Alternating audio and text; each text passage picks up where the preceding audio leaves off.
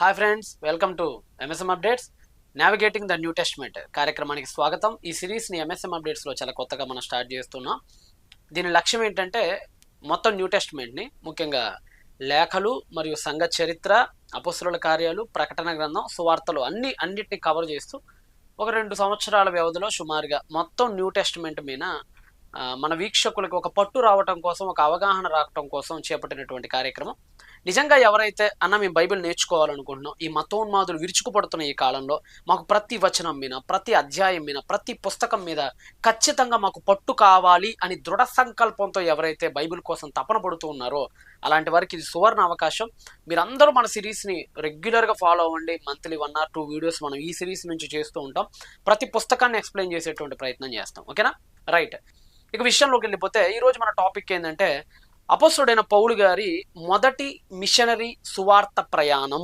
మీకు అందరికీ బహుశా మన ఛానల్లో గతంలో 3 ఏళ్ల క్రిందట బహుశా గ్రీకు వీరుని రాచగాథ పార్ట్ 1, పార్ట్ 2 అని 2 వీడియోస్ ఉన్నాయి. గ్రీకు వీరుని రాచగాథ అదేం లేదంటే అపొస్తలుడైన పౌలు గారి యొక్క జీవిత చరిత్ర. ఆయన ఎలా పుట్టాడు, ఎలా పెరిగాడు, సంఘంలోనికి ఎలా జాయిన్ అయ్యాడు, ఆ తర్వాత ఎదుర్కొన్న పరిణామాలు ఏంటి, ఆ తర్వాత సంఘంలోనికి ఆయన ఎలా స్వీకరించాడు, తర్వాత మిషనరీ ప్రయాణాల కోసం బర్నబా అండ్ పాల్ ఎలా బయలుదేరారు అన్నదాంతో నేను గ్రీకు వీరుని రాచగాథ పార్ట్ 2 అంతటితో ముగించేశాను. నాకు ఇక తర్వాత ఖాళీ కుదరలేదు, ఇక ఆ సిరీస్ మీ ముందు తేలేకపోయాను. ఒక రకంగా చెప్పాలంటే దాని కంటిన్యూషన్ వీడియో ఇది. ఓకేనా?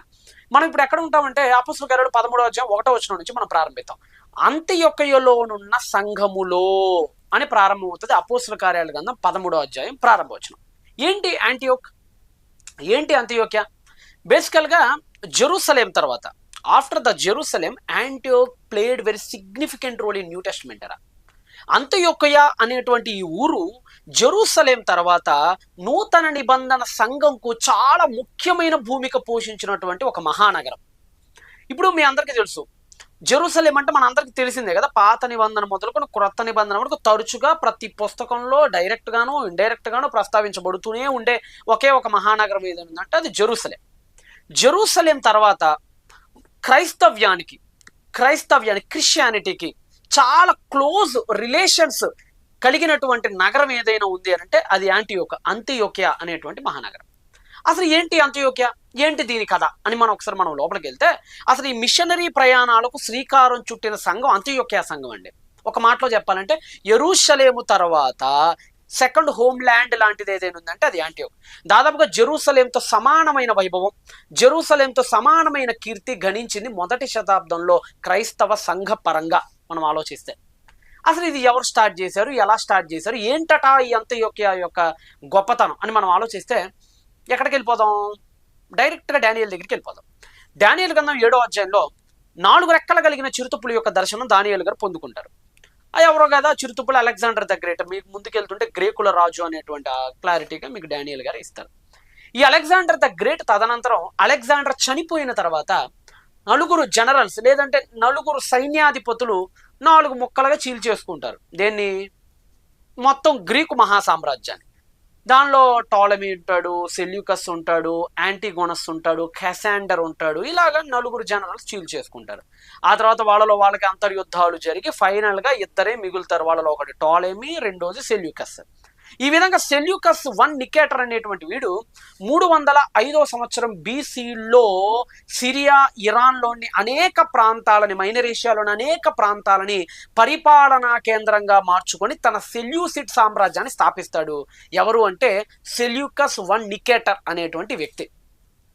వీళ్ళ గురించి మనకి ఎందుకండి, అసలు వీళ్ళకి మనకేం సంబంధం అండి? కొంతమంది తెలియక ఏం మాట్లాడతారంటే అసలు ఇరాన్లు, సిరియాలు, లెబనాన్లు, ఇజ్రాయెల్, ఏరోజులు, ఆగస్టాసులు ఏంద్రా బాబు మాకు ఇల్లులే, భారతదేశపు భారతదేశపు రాజుల గురించి చెప్పండి అని అంటూ ఉంటారు. నిజమే, భారతదేశ గొప్పతనం భవిష్యత్తులో నా వీడియోస్లో నేను చాలా చెప్తాను. గతంలో కొన్ని చెప్పాను, భవిష్యత్తులో కూడా నేను కొన్ని చెప్తాను. అయితే ఇప్పుడు నేను చెప్పబోతున్నటువంటి సెల్యూకస్ 1 నికేటర్ అనేటువంటి వ్యక్తి ఎవరో అపరిచితుడో, పూర్తిగా మనకు సంబంధించని వాడో, మనకు పూర్తిగా పరాయి వాడో కాదండి. మన భారతదేశానికి ఇతనికి కూడా సంబంధం ఉంది. ఎవరికి? ఈ సెల్యూకస్ 1 నికేటర్ అనేటువంటి వ్యక్తికి. ఏంటట ఆ సంబంధం అంటే, మనందరికీ మన జాతీయ పతాకం మీద అశోక చక్రవర్తి యొక్క చిహ్నం మనకు కనపడుతుంది. అశోక చక్రం అంటారు దాన్ని. ఈ అశోకుడు అఖండ భారతదేశాన్ని, సువిశాల భారతదేశాన్ని ఏకఛత్రాధిపత్యంతో పరిపాలించిన ఒక మహా గొప్ప చక్రవర్తి అశోక చక్రవర్తి. ఈ అశోక చక్రవర్తి నాన్నగారు బిందుసారుడు, బిందుసారుడి నాన్న చంద్రగుప్తుడు. ఇలాగంటే అశోక చక్రవర్తి యొక్క తాతగారు, వీళ్ళ తాతగారు గ్రాండ్ ఫాదర్ అశోక చక్రవర్తికి చంద్రగుప్తుడు కదా. ఈ చంద్రగుప్తుడి యొక్క మామగారే ఇప్పుడు మనం చెప్పుకునేటువంటి సెల్యూకస్ I నికేటర్ అనేటువంటి వ్యక్తి. ఈ సెల్యూకస్ యొక్క కూతుర్నే ఈ చంద్రగుప్త మౌర్యుడు పెళ్లి చేసుకుంటాడు. ఆ తర్వాత అతని నుంచి బిందుసారుడు, బిందుసారుడు నుంచి అశోక చక్రవర్తి. అనగా వీళ్ళ నాన్న వైపు నుంచి మనం ఆలోచిస్తే వీళ్ళ తాతగారు యొక్క మామగారు అనగా అశోక చక్రవర్తికి ముత్తాతగారు అవుతారు సెల్యూకస్ I నికేటర్ అనేటువంటి వ్యక్తి.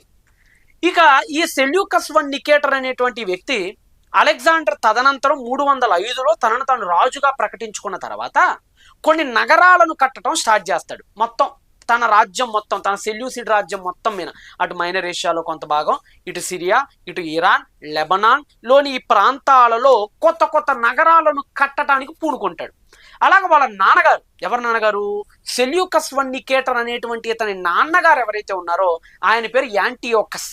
ఇతను అలెగ్జాండర్ యొక్క నాన్నగారి కింద పనిచేసేవాడు. సింపుల్ అండి. అలెగ్జాండర్ యొక్క నాన్నగారైన ఫిలిప్ మహారాజు కింద సెల్యూకస్ వాళ్ళ నాన్నగారు పనిచేసేవాళ్ళు. అంటే వీళ్ళ నాన్న వాళ్ళ నాన్న కింద పనిచేసేవాళ్ళు, ఆయన కొడుకు ఈయన కొడుకు కింద పనిచేయడం స్టార్ట్ చేశాడు. సింపుల్, అంతే. ఓకేనా? ఆ విధంగా తన నాన్నగారి పదవి దగ్గర నుంచి తనకు కూడా పదవి వచ్చింది, తను చీరిపోయాడు. అలెగ్జాండర్ తదనంతరం రాజుగా ఏర్పడిన తర్వాత వీళ్ళ నాన్నగారి మీద ఉన్న ప్రేమతో, వీళ్ళ నాన్నగారి మీద ఉన్నటువంటి అభిమానంతో, వీళ్ళ నాన్నగారి పేరు మీద కొన్ని నగరాలను కట్టడం స్టార్ట్ చేశాడు. అలా కట్టినటువంటి నగరాలలో ఒక ప్రధాన నగరమే ఈరోజు మనం చెప్పుకున్నటువంటి అంతియోకయ అనేటువంటి నగరం. దీన్నే ఇంగ్లీష్లో యాంటియోక్ అంటారు. యాంటియోక్ అంటే ఏదో కదా, వాళ్ళ నాన్నగారి పేరే అది. అంతియోకయ అని యాంటియోకస్ అనే వాళ్ళ నాన్నగారి పేరు మీద కట్టినటువంటి వన్ ఆఫ్ ద సిటీ ఏదైతే ఉందో ఒంటోరెస్ అనేటువంటి నది దగ్గర ఆ సిటీనే ఇప్పుడు మనం చెప్పుకున్నటువంటి అంతియోకయ అనేటువంటి సిటీ. ఇలా ఒకటి కాదు, మొత్తం 16 సిటీలు కట్టాడు. యాంటియోక్ అనే పేర్లతో తన సెల్యూసిడ్ సామ్రాజ్యం మొత్తం మీద 16 నగరాలను కట్టాడు అతను. అందుకని మనకు బైబిల్లో కూడా 2 అంత్యోక్యలు కనపడతాయి. ఒక పిసిడియాలోని అంత్యోక్య అని మైనర్ ఏషియా దగ్గర ఒకటి కనపడుతుంది, సిరియా యొక్క అంత్యోక్య అని ఇక్కడ ఒక అంత్యోక్య కనపడుతుంది. బైబిల్లో ఈ 2 అంత్యోక్య గురించి ఉంటుంది. ఇక చరిత్రలోకి వెళ్తే ఇలాంటి అంత్యోక్యకి ఇంకో 14 అంత్యోక్యలు ఉన్నట్లుగా మనకి చరిత్రాధారాలు ఉన్నాయి. అంతేకాదు వీళ్ళ అమ్మగారి పేరు మీద, ఎవరు, సెల్యూకస్ I నికేటర్ అనే ఇతను వీళ్ళ అమ్మగారి పేరు మీద కూడా కొన్ని సిటీలను కడతాం స్టార్ట్ చేశాడు. వాళ్ళ అమ్మగారి పేరు లవదొకియా. అందుకని లవదొకియా సంఘమునకు రాసిన పత్రిక అని బైబిల్లో ఉంటది. సప్త సంఘాలు ప్రకటన గ్రంథంలో లవదొకియా సంఘం అని కూడా మనకు కనపడుతుంది. ఈ లవదొకియా అంటే ఏదో కాదు, వీళ్ళ అమ్మగారి పేరు మీద తాను కట్టించినటువంటి నగరమే లవదొకియా. వీళ్ళ ఆవిడ పేరు మీద కట్టించింది అపామియా. తన పేరు మీద తనే కట్టించుకున్న నగరం సెలూకయ. ఇలాగా తన పేరు మీద సెలూకయ, వాళ్ళ ఆవిడ పేరు మీద అపామియా, వాళ్ళ అమ్మ పేరు మీద లవదొకియా, వాళ్ళ నాన్న పేరు మీద యాంటియోకయ అనేటువంటి నగరాలన్నిటి కట్టించడం స్టార్ట్ చేశాడు.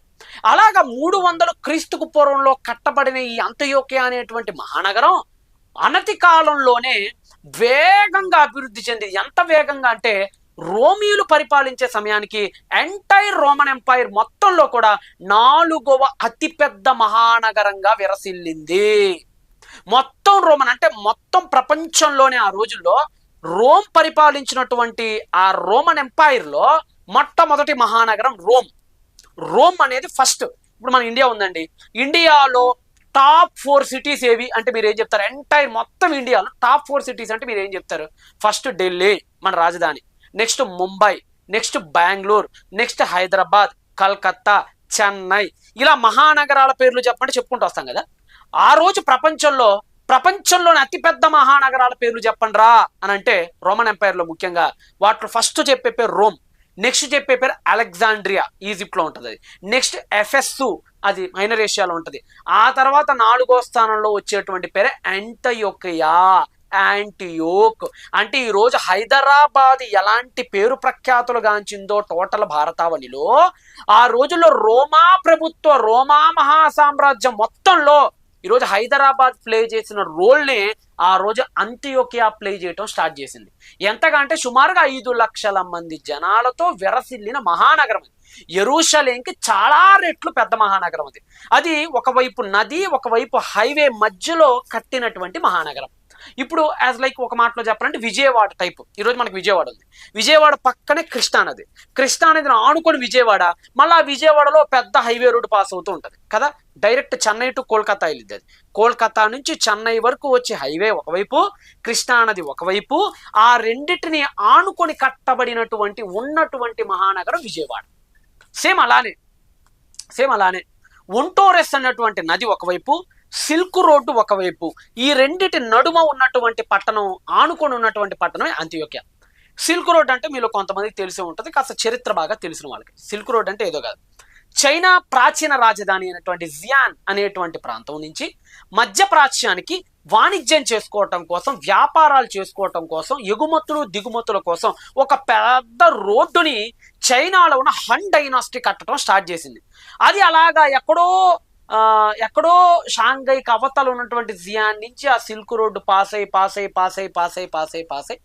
ఇండియాలోని జమ్మూ కాశ్మీర్ని టచ్ చేసి, అట్నుంచి అటు పర్షియా మీదగా డమాస్కస్, అట్నుంచి యాంటియోకియా, అట్నుంచి కాన్స్టాంటినోపిల్ దాకా వెళ్ళేటువంటి అతి పెద్ద సిల్క్ రోడ్డు ప్రాచీన ప్రపంచంలో. అంటే ఒక మాటలో చెప్పాలంటే కశ్మీర్ నుంచి కన్యాకుమారికి కలిపే హైవే అంటారు కదా, అలాంటి అతి పెద్ద హైవే ప్రపంచాన్ని కలిపేది. ఆ రోజు దాన్ని సిల్క్ రోడ్ అంటారు, చైనా సిల్క్ రోడ్ అంటారు దాన్ని. ఈ సిల్క్ రోడ్డు దీనికి ఆనుకునే వెళ్ళేది, ఒక పక్క నది. ఈ రెండిటి వల్ల అనతి కాలంలోని భయంకరమైనటువంటి అభివృద్ధిని చూసింది అంత్యోక్య మహానగరం.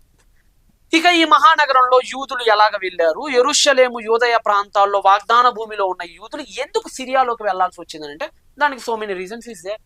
ఒకటి ఏంటంటే, ఆ రోజుల్లో ఏదైతే మహారాజ్యంగా విలసిల్లాలనుకుంటుందో దానికి ఉండాల్సినటువంటి ముఖ్య లక్షణం ఏంటంటే సైనికంగా చాలా బలంగా ఉండాలి, సైనిక పరంగా మంచి స్థానంలో ఉండాలి.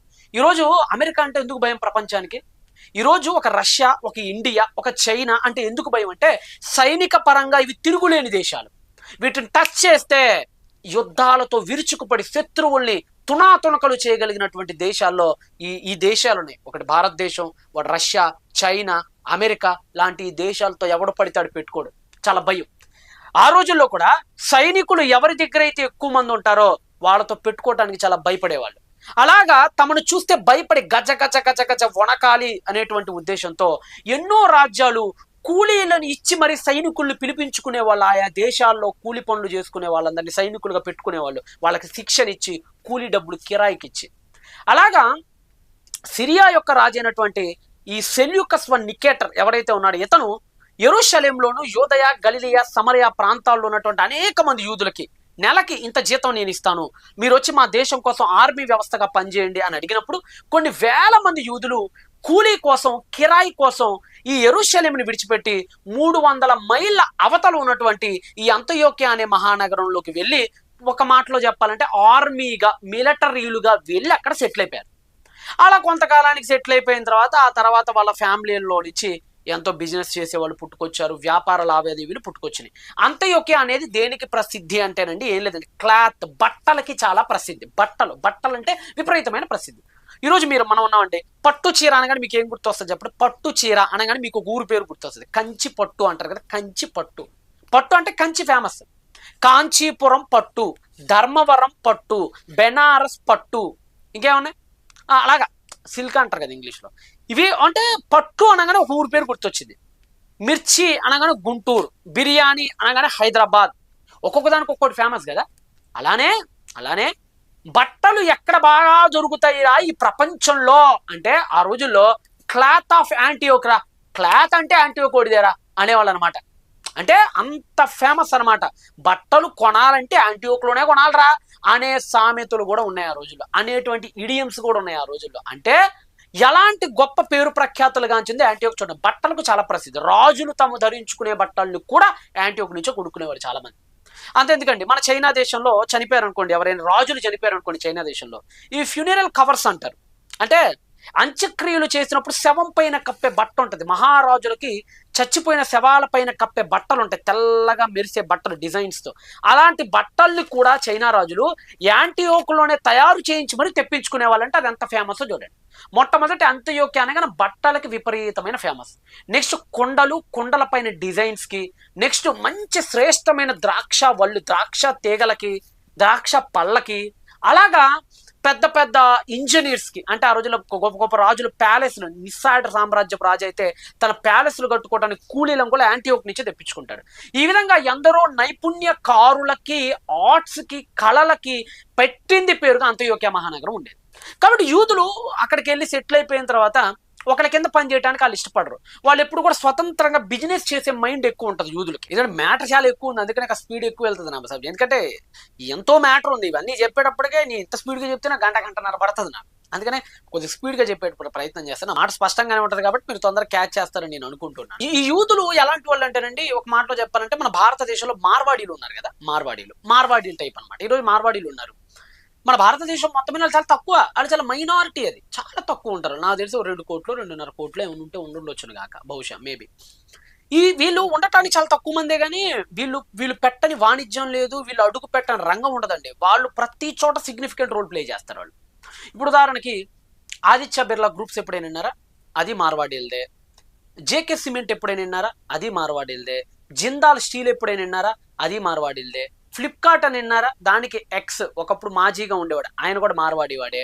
ఇంకేమున్నాయి మనకి, అంతెందుకు బజాజ్ ఫైనాన్స్ ఐడియా ఉంది మీకు? బజాజ్ ఫైనాన్స్ అది మార్వాడీలదే. ఇలా చెప్పుకుంటూ పోతే చాలా ఉన్నాయి. అలాగే ఆన్లైన్ పరిశ్రమలు ఏంది, స్నాప్ డీల్స్ ఏంటి, వస్త్రాలు అంతెందుకు రేమండ్ వస్త్రాలు అంటారు కదా, రేమండ్ అది కూడా మార్వాడీలదే. ఈ విధంగా మార్వాడీలు ఉండటానికి చాలా తక్కువ, కానీ వాళ్ళు చాలా పెద్ద పెద్ద బిజినెస్లో ఉంటారు. వాళ్ళు ఉన్న కొద్ది మంది కూడా. యూతులు కూడా అలాంటి వాళ్ళు. ఈరోజు కోకోకోలా ఏంటి, మోటోరోలా ఏంటి, ఫ్లిప్కార్ట్లు ఏంటి, యూట్యూబ్లు ఏంటి, ఇన్స్టాగ్రామ్లు ఏంటి, వాట్సాప్లు ఏంటి, అన్నీ అలాయే యూదులయ్యే. వాళ్ళు తక్కువ మంది ఉన్నా సరే వాళ్ళు బిజినెస్లు చేసుకొని బాగా డబ్బులు సంపాదించి ధనవంతులు అవ్వాలనేటువంటి ఆ థాట్స్ కలిగిన వాళ్ళు ఎక్కువ మంది ఉంటారు జూయిష్లో. వీళ్ళు యాంటీయోక్ వెళ్ళిపోయి అక్కడ పెద్ద పెద్ద బట్టల పరిశ్రమలు పెట్టుకోవటం, అక్కడ యాంటీయోక్లో కొండలు తయారీలు పెట్టుకోవటం, డిజైన్స్ తయారీలు పెట్టుకోవటం, ఆ వాణిజ్యంలో ఆ సిల్క్ రోడ్లో ఏవైతే అవసరాలు ఉన్నాయో చైనా రాజులకి, ఏవైతే వ్యాపార లావాదేవీలకు పెట్టింది పేరో ఆ బిజినెస్ అన్నిటిని వీళ్ళు చేసి బాగా భాగ్యవంతులుగా, బాగా ధనవంతులుగా, బాగా డబ్బున్న బిలియనీర్స్గా ఎదిగిపోయారు. ఒక మాటలో చెప్పాలంటే అంత్యోక్యలో ఉన్నటువంటి యూద సమాజం అక్కడికి వెళ్ళిపోయిన తర్వాత 300 సంవత్సరాలలో ఇంకా ఎంతగా అంటే యెరూషలేములో ఉన్నటువంటి రబ్బీలు, ఒక మాటలో చెప్పాలంటే ఇంకా గట్టి మాటలు ప్రీస్టులు, యాజకులు, దశమ భాగాలు వసూలు చేయడానికి ఏకంగా జెరూసలేం నుంచి గుర్రాలు వేసుకొని 300 మైళ్ళ అవతలకెళ్ళి దశమ భాగాలు వసూలు చేసుకొని వచ్చేవాళ్ళు. అంటే వాళ్ళు ఎంత ధనవంతులైతే అంత దూరం వెళ్ళేవాళ్ళు మీరు చూడండి. ఈ విషయాలని మీకు ఎందుకు చెప్పానంటే అంత్యోక్య మహానగరం ఆ రోజు ప్రపంచంలో టాప్ 4 మహానగరాలు ఒక మహానగరం. అక్కడ బిజినెస్లు చేసుకోవడానికి వెళ్ళిపోయి సెటిల్ అయినటువంటి యూదులు యేసుక్రీస్తు వారు మరణించి తిరిగి లేచిన తర్వాత మీకు అందరికీ తెలుసు పండుగ వచ్చింది. ప్రపంచంలోని యూదులందరూ పండుగ రోజు ఖచ్చితంగా జెరూసలేం టెంపుల్కి రావాలి. అలాగే యాంటీయోక్లో ఉన్నటువంటి యూదులు కూడా జెరూసలేం టెంపుల్కి వచ్చారు. అప్పుడు పేతురు గారి ప్రసంగం విన్నారు. పేతురు గారి ప్రసంగం విని చాలా మంది మారు మనసు పొందుకొని అక్కడి నుంచి యాంటీయోక్ తిరిగి వెళ్ళి అక్కడ చర్చ్గా స్టార్ట్ చేసుకుని ఒక సంఘాన్ని కట్టుకొని కొంతమంది యూదులు ఆ సంఘంలో అక్కడే ఆరాధన చేసుకుంటూ తమ క్రైస్తవ జీవితాన్ని గడుపుతూ ఉండేవాళ్ళు. అలా గడుపుతూ ఉన్నప్పుడు వాళ్ళని డిస్టర్బ్ చేయటానికే యూదా మత ఛాందసవాదులు సాల్ అనేటువంటి ఒక కరుడు గట్టినటువంటి యూదా మతవాదిని వాళ్ళ మీద కుసిగొల్పాడు. అతను అలా వెళ్తూనే క్రీస్తు ప్రత్యక్షత ద్వారా పట్టబడి అతను కూడా క్రిస్టియన్గా మారాడు. ఇకపోతే ఆ దగ్గరే కదా, ఆ డమాస్కస్ దగ్గరే కదా యాంటీయోక్. అందుకని చెప్పి బర్నబా ఏం చేశాడంటే అట్నుంచి యాంటీయోక్ తీసుకెళ్లారు. యాంటీయోక్ అనేది మీకు ఇందాక చెప్పినట్లుగా బాగా ధనవంతమైనటువంటి నగరం, దానికి తోడు ధనవంతమైన చర్చ్. కాబట్టి వాళ్ళు ఒక నిర్ణయించుకున్నారు, అరే ఈ గాస్పెల్ని, ఈ సువార్తని ప్రపంచం మొత్తం వ్యాపింపజేయాలి. మన క్రీస్తు వెళ్ళిపోతూ మాట చెప్పాడు, సర్వలోకమునికి సర్వ సృష్టికి సువార్త చెప్పమని చెప్పాడు. కాబట్టి మనం ఈ సౌల్ని, ఈ బర్నబాస్ని, వీళ్ళిద్దరిని మరి కొంతమందిని ఏర్పాటు చేసుకొని మిషనరీ ప్రయాణాల కోసం వీళ్ళని బయటికి పంపిద్దాం అనేటువంటి ఒక ప్లాన్ చేసుకొని డబ్బులు సమకూర్చుకొని వాళ్ళకి కావాల్సిన ఏర్పాట్లు చేసి వాళ్ళిద్దరిని సువార్తను ప్రపంచవ్యాప్తంగా ప్రకటించడానికి ఒక ప్రయాణం కోసం పంపించారు. దాన్నే మొదటి సువార్త ప్రయాణము అని అంటారు. ఈ విధంగా బర్నబా అండ్ పాలు వీళ్ళందరూ ఎలా ప్రారంభమయ్యారో ఆ వచన భాగంలోనికి మనం 13వ అధ్యాయం 1వ వచనానికి వచ్చి ఒకసారి చూద్దాం. మనందరం అంత్యోక్యలో ఉన్న సంఘంలో బర్నబా, నీగెర్ అనబడిన సుమియోను, కురేనీయుడైన లూకియా, చతుర్థాధిపతి అయిన హెరోదుతో కూడా పెంచబడిన మనయేను, సౌలు అను ప్రవక్తలును బోధకులను ఉండిరి. ఒక మాటలో చెప్పాలంటేనండి, బాబేలు గోపురం దగ్గర మానవ జాతి ఏదైతే కోల్పోయిందో మరలా తిరిగి ఆ వైభవాన్ని తీసుకొచ్చింది సంఘము అని తెలియజేస్తున్నాడు అక్కడ పరిశుద్ధాత్ముడు మనకి. మనందరికీ తెలుసు, ఒకే జాతిగా ఉన్న మానవ జాతి భాషల వారీగా విడిపోయింది, ఖండాల వారీగా విడిపోయింది. ఎప్పుడు? బాబేల్ టవర్ అప్పుడు, ఆదికాండం 11వ అధ్యాయంలో. ఒకే జాతిగా ఉన్న ఈ మానవ జాతి భాషల వారీగా విడిపోయింది బాబేల్ దగ్గర. మరలా మరలా అనేక భాషలుగా విడిపోయిన ఈ ప్రజల్ని ఒకే జాతిగా తీసుకొచ్చింది చర్చ్ అనేటువంటి గొడుగు కిందకి. అది ఇక్కడ మనకు పరిశుద్ధాత్మ దేవుడు తెలియజేస్తున్నాడు. ఇక్కడ మనకి బర్నబా అని మొట్టమొదటి కనపడతాడు. ఎవరు ఈ బర్నబా? ఎక్కడి వాడు ఈ బర్నబా అంటే కుప్రా అనే ద్వీపానికి చెందినవాడు ఈ బర్నబా. అంటే కుప్రా అంటే ఏంటి? కుప్రా అంటే ఏం లేదు, అది యూరప్, ఐరోపా ఖండానికి, సాంస్కృతికంగా ఐరోపా ఖండం కిందకు వచ్చేటువంటి నగరం. టెక్నికల్గా అది ఆసియానే, టెక్నికల్గా ఆసియా కిందే ఉంటుంది, కానీ దాని సంస్కృతి, దాని భాష, దాని జీవన శైలి అంతా యూరప్తోనే కనెక్షన్ ఉంటుంది. ఇప్పటికీ కూడా సైప్రస్ అనే ల్యాండ్ ఇప్పటికి ఉంది, ఐలాండ్ ఇప్పటికీ ఉంది, సైప్రస్ అనే ఐలాండ్ ఇప్పటికీ అది ఐరోపా కింద. ఐరోపా దేశాల్లో ఇప్పటికి కూడా సైప్రస్ ఒకటి. సో బర్నబా ఐరోపా ఖండానికి చెందినటువంటి వ్యక్తి, యూరోపియన్ ఇతను. పౌలు అనగానే తార్సస్, ఆసియాకు చెందినటువంటి వ్యక్తి. సుముయోను, నీగెర్ అనబడిన, నీగెర్ అంటే బ్లాక్ అని అర్థం. బ్లాక్ అనగా నల్లని వాడు, అనగా ఆఫ్రికా వాడు అని అర్థం. కురేనీయుడు అనగానే ఆఫ్రికా వాడు అని అర్థం. అంటే యూరప్కు చెందినటువంటి బర్నబాని, ఏషియాకి చెందినటువంటి పౌల్ని, ఆఫ్రికాకు చెందినటువంటి నిగెర్ అనబడిన సిమియోన్ని, ఈ 3 ఖండాల వాళ్ళు కలిసి ఒకటిగా ఒక సంఘంలో ఏర్పడ్డారు అని మనకు ఆత్మ ఇక్కడ చాలా క్లియర్గా చెప్తుంది. అంటే మనుషులు విడిపోయారు బాబేల్ దగ్గర, ఆ విడిపోయిన మనుషులు మళ్ళా కలిశారు చర్చ్ దగ్గర. యేసుక్రీస్తు ద్వారా విడిపోయిన మనుషుల్ని కలపటం దేవుడు ప్రారంభించారు సంఘంలో. సాతాను ఎక్కడైతే దెబ్బ కొట్టాడో ఆదికాండంలో, దాన్ని తిరిగి రిపేర్ పూర్తిగా పునఃస్థాపించడం జరుగుతుంది మనకు అపోస్తుల కార్యాల చరిత్రలో. కాబట్టి భిన్న భిన్న జాతుల వారు, భిన్న భిన్న ఖండాల వారు, భిన్న భిన్న భాషస్థులు అందరూ కలిసి ఒక సంఘంలో మెలిగారు. అలాంటి సంఘమే యాంటియోక్ అనేటువంటి సంఘం.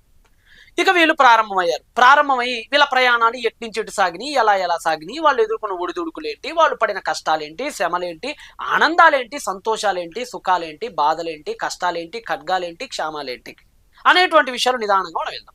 ఇప్పుడు ఇక్కడ అంత్యోక్య దగ్గర నుంచి వాళ్ళు సువార్త ప్రారంభమయ్యి అక్కడ ఎక్కడికి వెళ్ళారు అంటే, దానికి దగ్గరలో సెలూకయ అనే ఊరికి వెళ్ళారు. అంటే సెలూకయ అంటే అతని పేరు మీద అతనే కట్టుకున్న ఊరు అని చెప్పా కదా. వాళ్ళ నాన్న పేరు మీద కట్టుకుంది యాంటియోకియా, తన పేరు మీద తను కొట్టుకుంది దాని పేరు సెలూకయ, దాన్ని సెలూసియా అంటారు. ఈ సెలూసియా అనే ఊరు 16 కిలోమీటర్లు, అంటే మా గుంటూరు నుంచి ఓ మంగళగిరి అంత దూరం వీళ్ళు అలాగ బయలుదేరి సెలూకయ అనేటువంటి ఒక పోర్ట్ సిటీ. అది అంటే సముద్ర ప్రాంతం, సముద్రపు గ్రామం, సముద్రం పక్కన ఉండే సిటీ.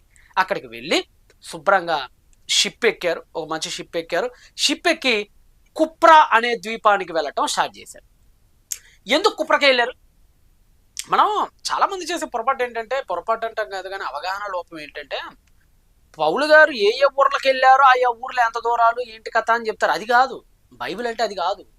ఆ ఊర్లకే ఎందుకు వెళ్ళారు, ఎన్నో ఊర్లు ఉండగా ఆ ఊర్లలోనే ఎందుకు వీళ్ళు అడుగు పెట్టారు, ప్రపంచం ఇంత పెద్దగా ఉండగా అక్కడికే ఎందుకు సువార్తలు ప్రకటించారు అని వాటిని రీజన్స్ ఎత్తకాలి. అది కదా పరిశోధన అంటే.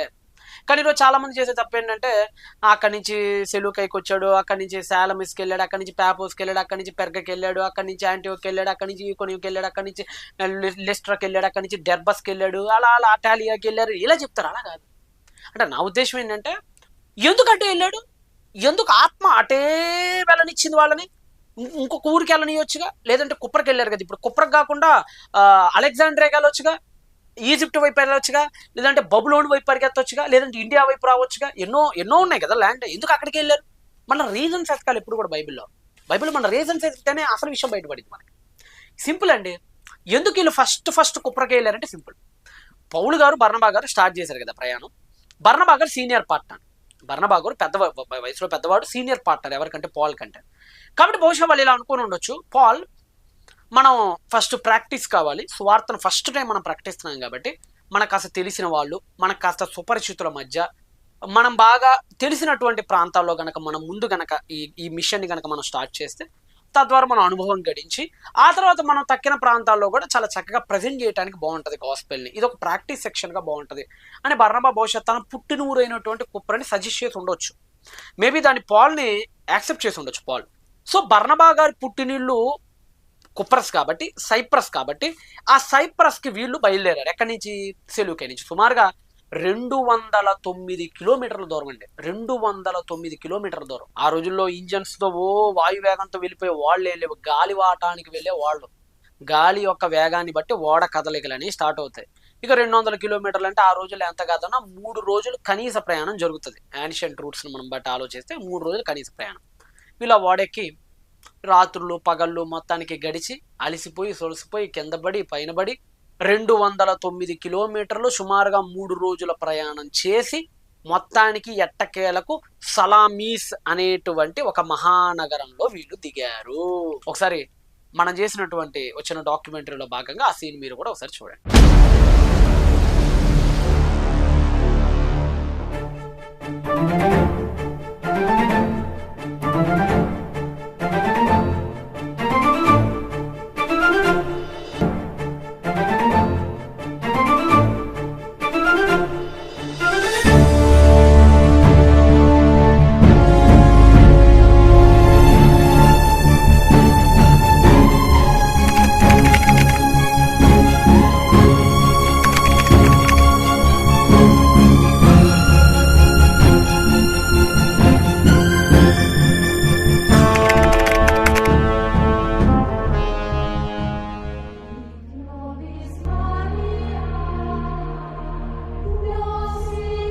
మిత్రమా పాల్, లే మిత్రమా, మిత్రమా పాల్, మన సైప్రస్ వచ్చేసింది, లే.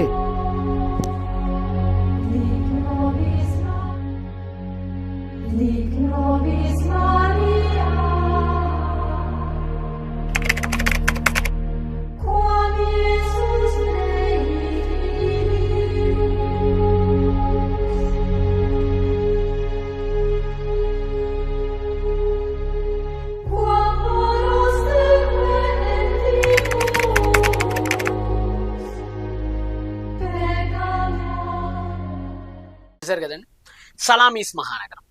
ఏంటి సలామీస్? సలామీస్ మహానగరం అంటే ఏం లేదండి, ఆ రోజుల్లోనే 150,000 మంది జనాలతో అతిపెద్ద మహానగరంగా విరాజిల్లినటువంటి ఒక మహానగరమే సలామీస్ మహానగరం. ఈ సలామీస్ అనేది ఈ కుప్ర అనే ద్వీపం యొక్క, సైప్రస్ అనే ద్వీపం యొక్క ప్రాచీన రాజధాని, పాత రాజధాని, ఓల్డ్ క్యాపిటల్ సిటీ. ఆ రోజుల్లోనంటే ఈ హెల్లెనిస్టిక్ పీరియడ్లో అంటే గ్రీక్స్ పరిపాలించిన కాలంలో, ముఖ్యంగా టోలమీ వీళ్ళు ఎక్కువ పరిపాలించినటువంటి కాలంలో మనకు కలకత్తా ఎలాంటిదో వాళ్ళకి సలామీస్ ఎలాంటిదండి. ఇప్పుడు మన భారతదేశం ఉంది, భారతదేశానికి ఇప్పుడు ఢిల్లీ క్యాపిటల్, ఇప్పుడు ఢిల్లీ. బిఫోర్ ఢిల్లీ ఏంటి? ఢిల్లీ కాకముందు కోల్కత్తా మనకి రాజధాని. మొత్తం భారతదేశానికి కలకత్తా రాజధాని. కలకత్తా తర్వాత నుంచి పరిపాలనా సౌలభ్యం కోసం ఢిల్లీకి మార్చారు. అలాగనే ఫస్ట్ కుప్ర అనే ద్వీపానికి సలామీ అనేది రాజధాని, సలామీస్ అనేటువంటిది రాజధాని. ఏంటి కుప్ర? ఈ కుప్ర యొక్క విశిష్టతలు ఏంటి? బర్నబా అక్కడ ఎందుకు పుట్టాడు? బేసిక్గా మనకు రావాల్సిన డౌట్ ఏంటంటే యూదులందరూ వాగ్దాన భూమిలో ఉండాలి, కానీ మన కొత్త నిబంధనలో సడన్గా ఎక్కడెక్కడెక్కడెక్కడో కనపడతారు వాగ్దాన భూమికి అవతల. ఇవన్నీ ఎందుకు జరిగినాయి అంటే సింపుల్, ఈ కుప్ర అనేటువంటి ఈ పేరే కాపర్ అనే పేరు నుంచి వచ్చిందండి. కాపర్ అంటే ఏంటి? రాగి గనులు ఎక్కువ ఉంటాయి. అయి సైప్రియం అంటారు. అంటే ఇప్పుడు మనకి ఈ ఒంగోలు ఈ ప్రాంతాలు దాటుతుంటే సున్నపు రాయి చాలా ఫేమస్. ఇప్పుడు మా చిలకలూరుపేట ఇవన్నీ దాటిన తర్వాత గ్రానైట్స్ ఎక్కువ, కొండలను ఎక్కువ తొలిచి గ్రానైట్ రాళ్ళను తయారు చేస్తూ ఉంటారు. అంటే రాగి గనులకు ఎక్కువ ఫేమస్. ఇప్పుడు మనకు అరేబియా ఉంది, దుబాయ్, ఖతార్, కువైట్, ఈ పేర్లు చెప్పగానే మీకు ఏం గుర్తొస్తుంది? ఆయిల్ కదా, ఆయిల్, పెట్రోల్ ఉత్పత్తులు ఎక్కువ జరుగుతుంటాయి. Qatar, Dubai, Saudi Arabia, Abu Dhabi ఇవన్నీ అయ్యే కదా, ఇరాక్, ఇరాన్, ఈ ప్రాంతాలన్నింటిలో కూడా ఎక్కువ దొరుకుతుంటాయి, ఆయిల్ ఎక్కువ దొరుకుతుంది. అలానే ఈ సైప్రస్ అనేటువంటి ల్యాండ్లో కాపర్, రాగి అనేది గనులు, విపరీతమైన రాగి గనులు ఉంటాయి, బాగా రాగి గనులు ఉంటాయి. ఈ రాగి గనుల నుండే ఇక్కడ రాగి ఎక్కువ, కాపర్ ఎక్కువ దొరికింది కాబట్టి కుప్ర, దాని లాటిల్లో సైప్రియం ఎక్కువ దొరికింది కాబట్టి సైప్రస్ అనేటువంటి ఊరుగా ఆ గనులను బట్టి దానికి పేరు వచ్చింది. అంతేకాదు ఈ భూమి ఆసియా ఐరోపా ఖండాల మధ్య ఉండటం వలన ఈ రాజ్యాల మధ్య ఎన్నో పోర్లు జరిగాయి. ఆ మిత్రమా జాగ్రత్త. నవాస్, ఈ నేల రాగికి కాంసానికి కూడా చాలా ప్రసిద్ధి అనుకుంటా. అవును పాల్, మరేమనుకుంటున్నారు? మా ఈ రాగి గనుల కోసం మహారాజులే ఈ రాగి కోసం యుద్ధాలు చేశారు.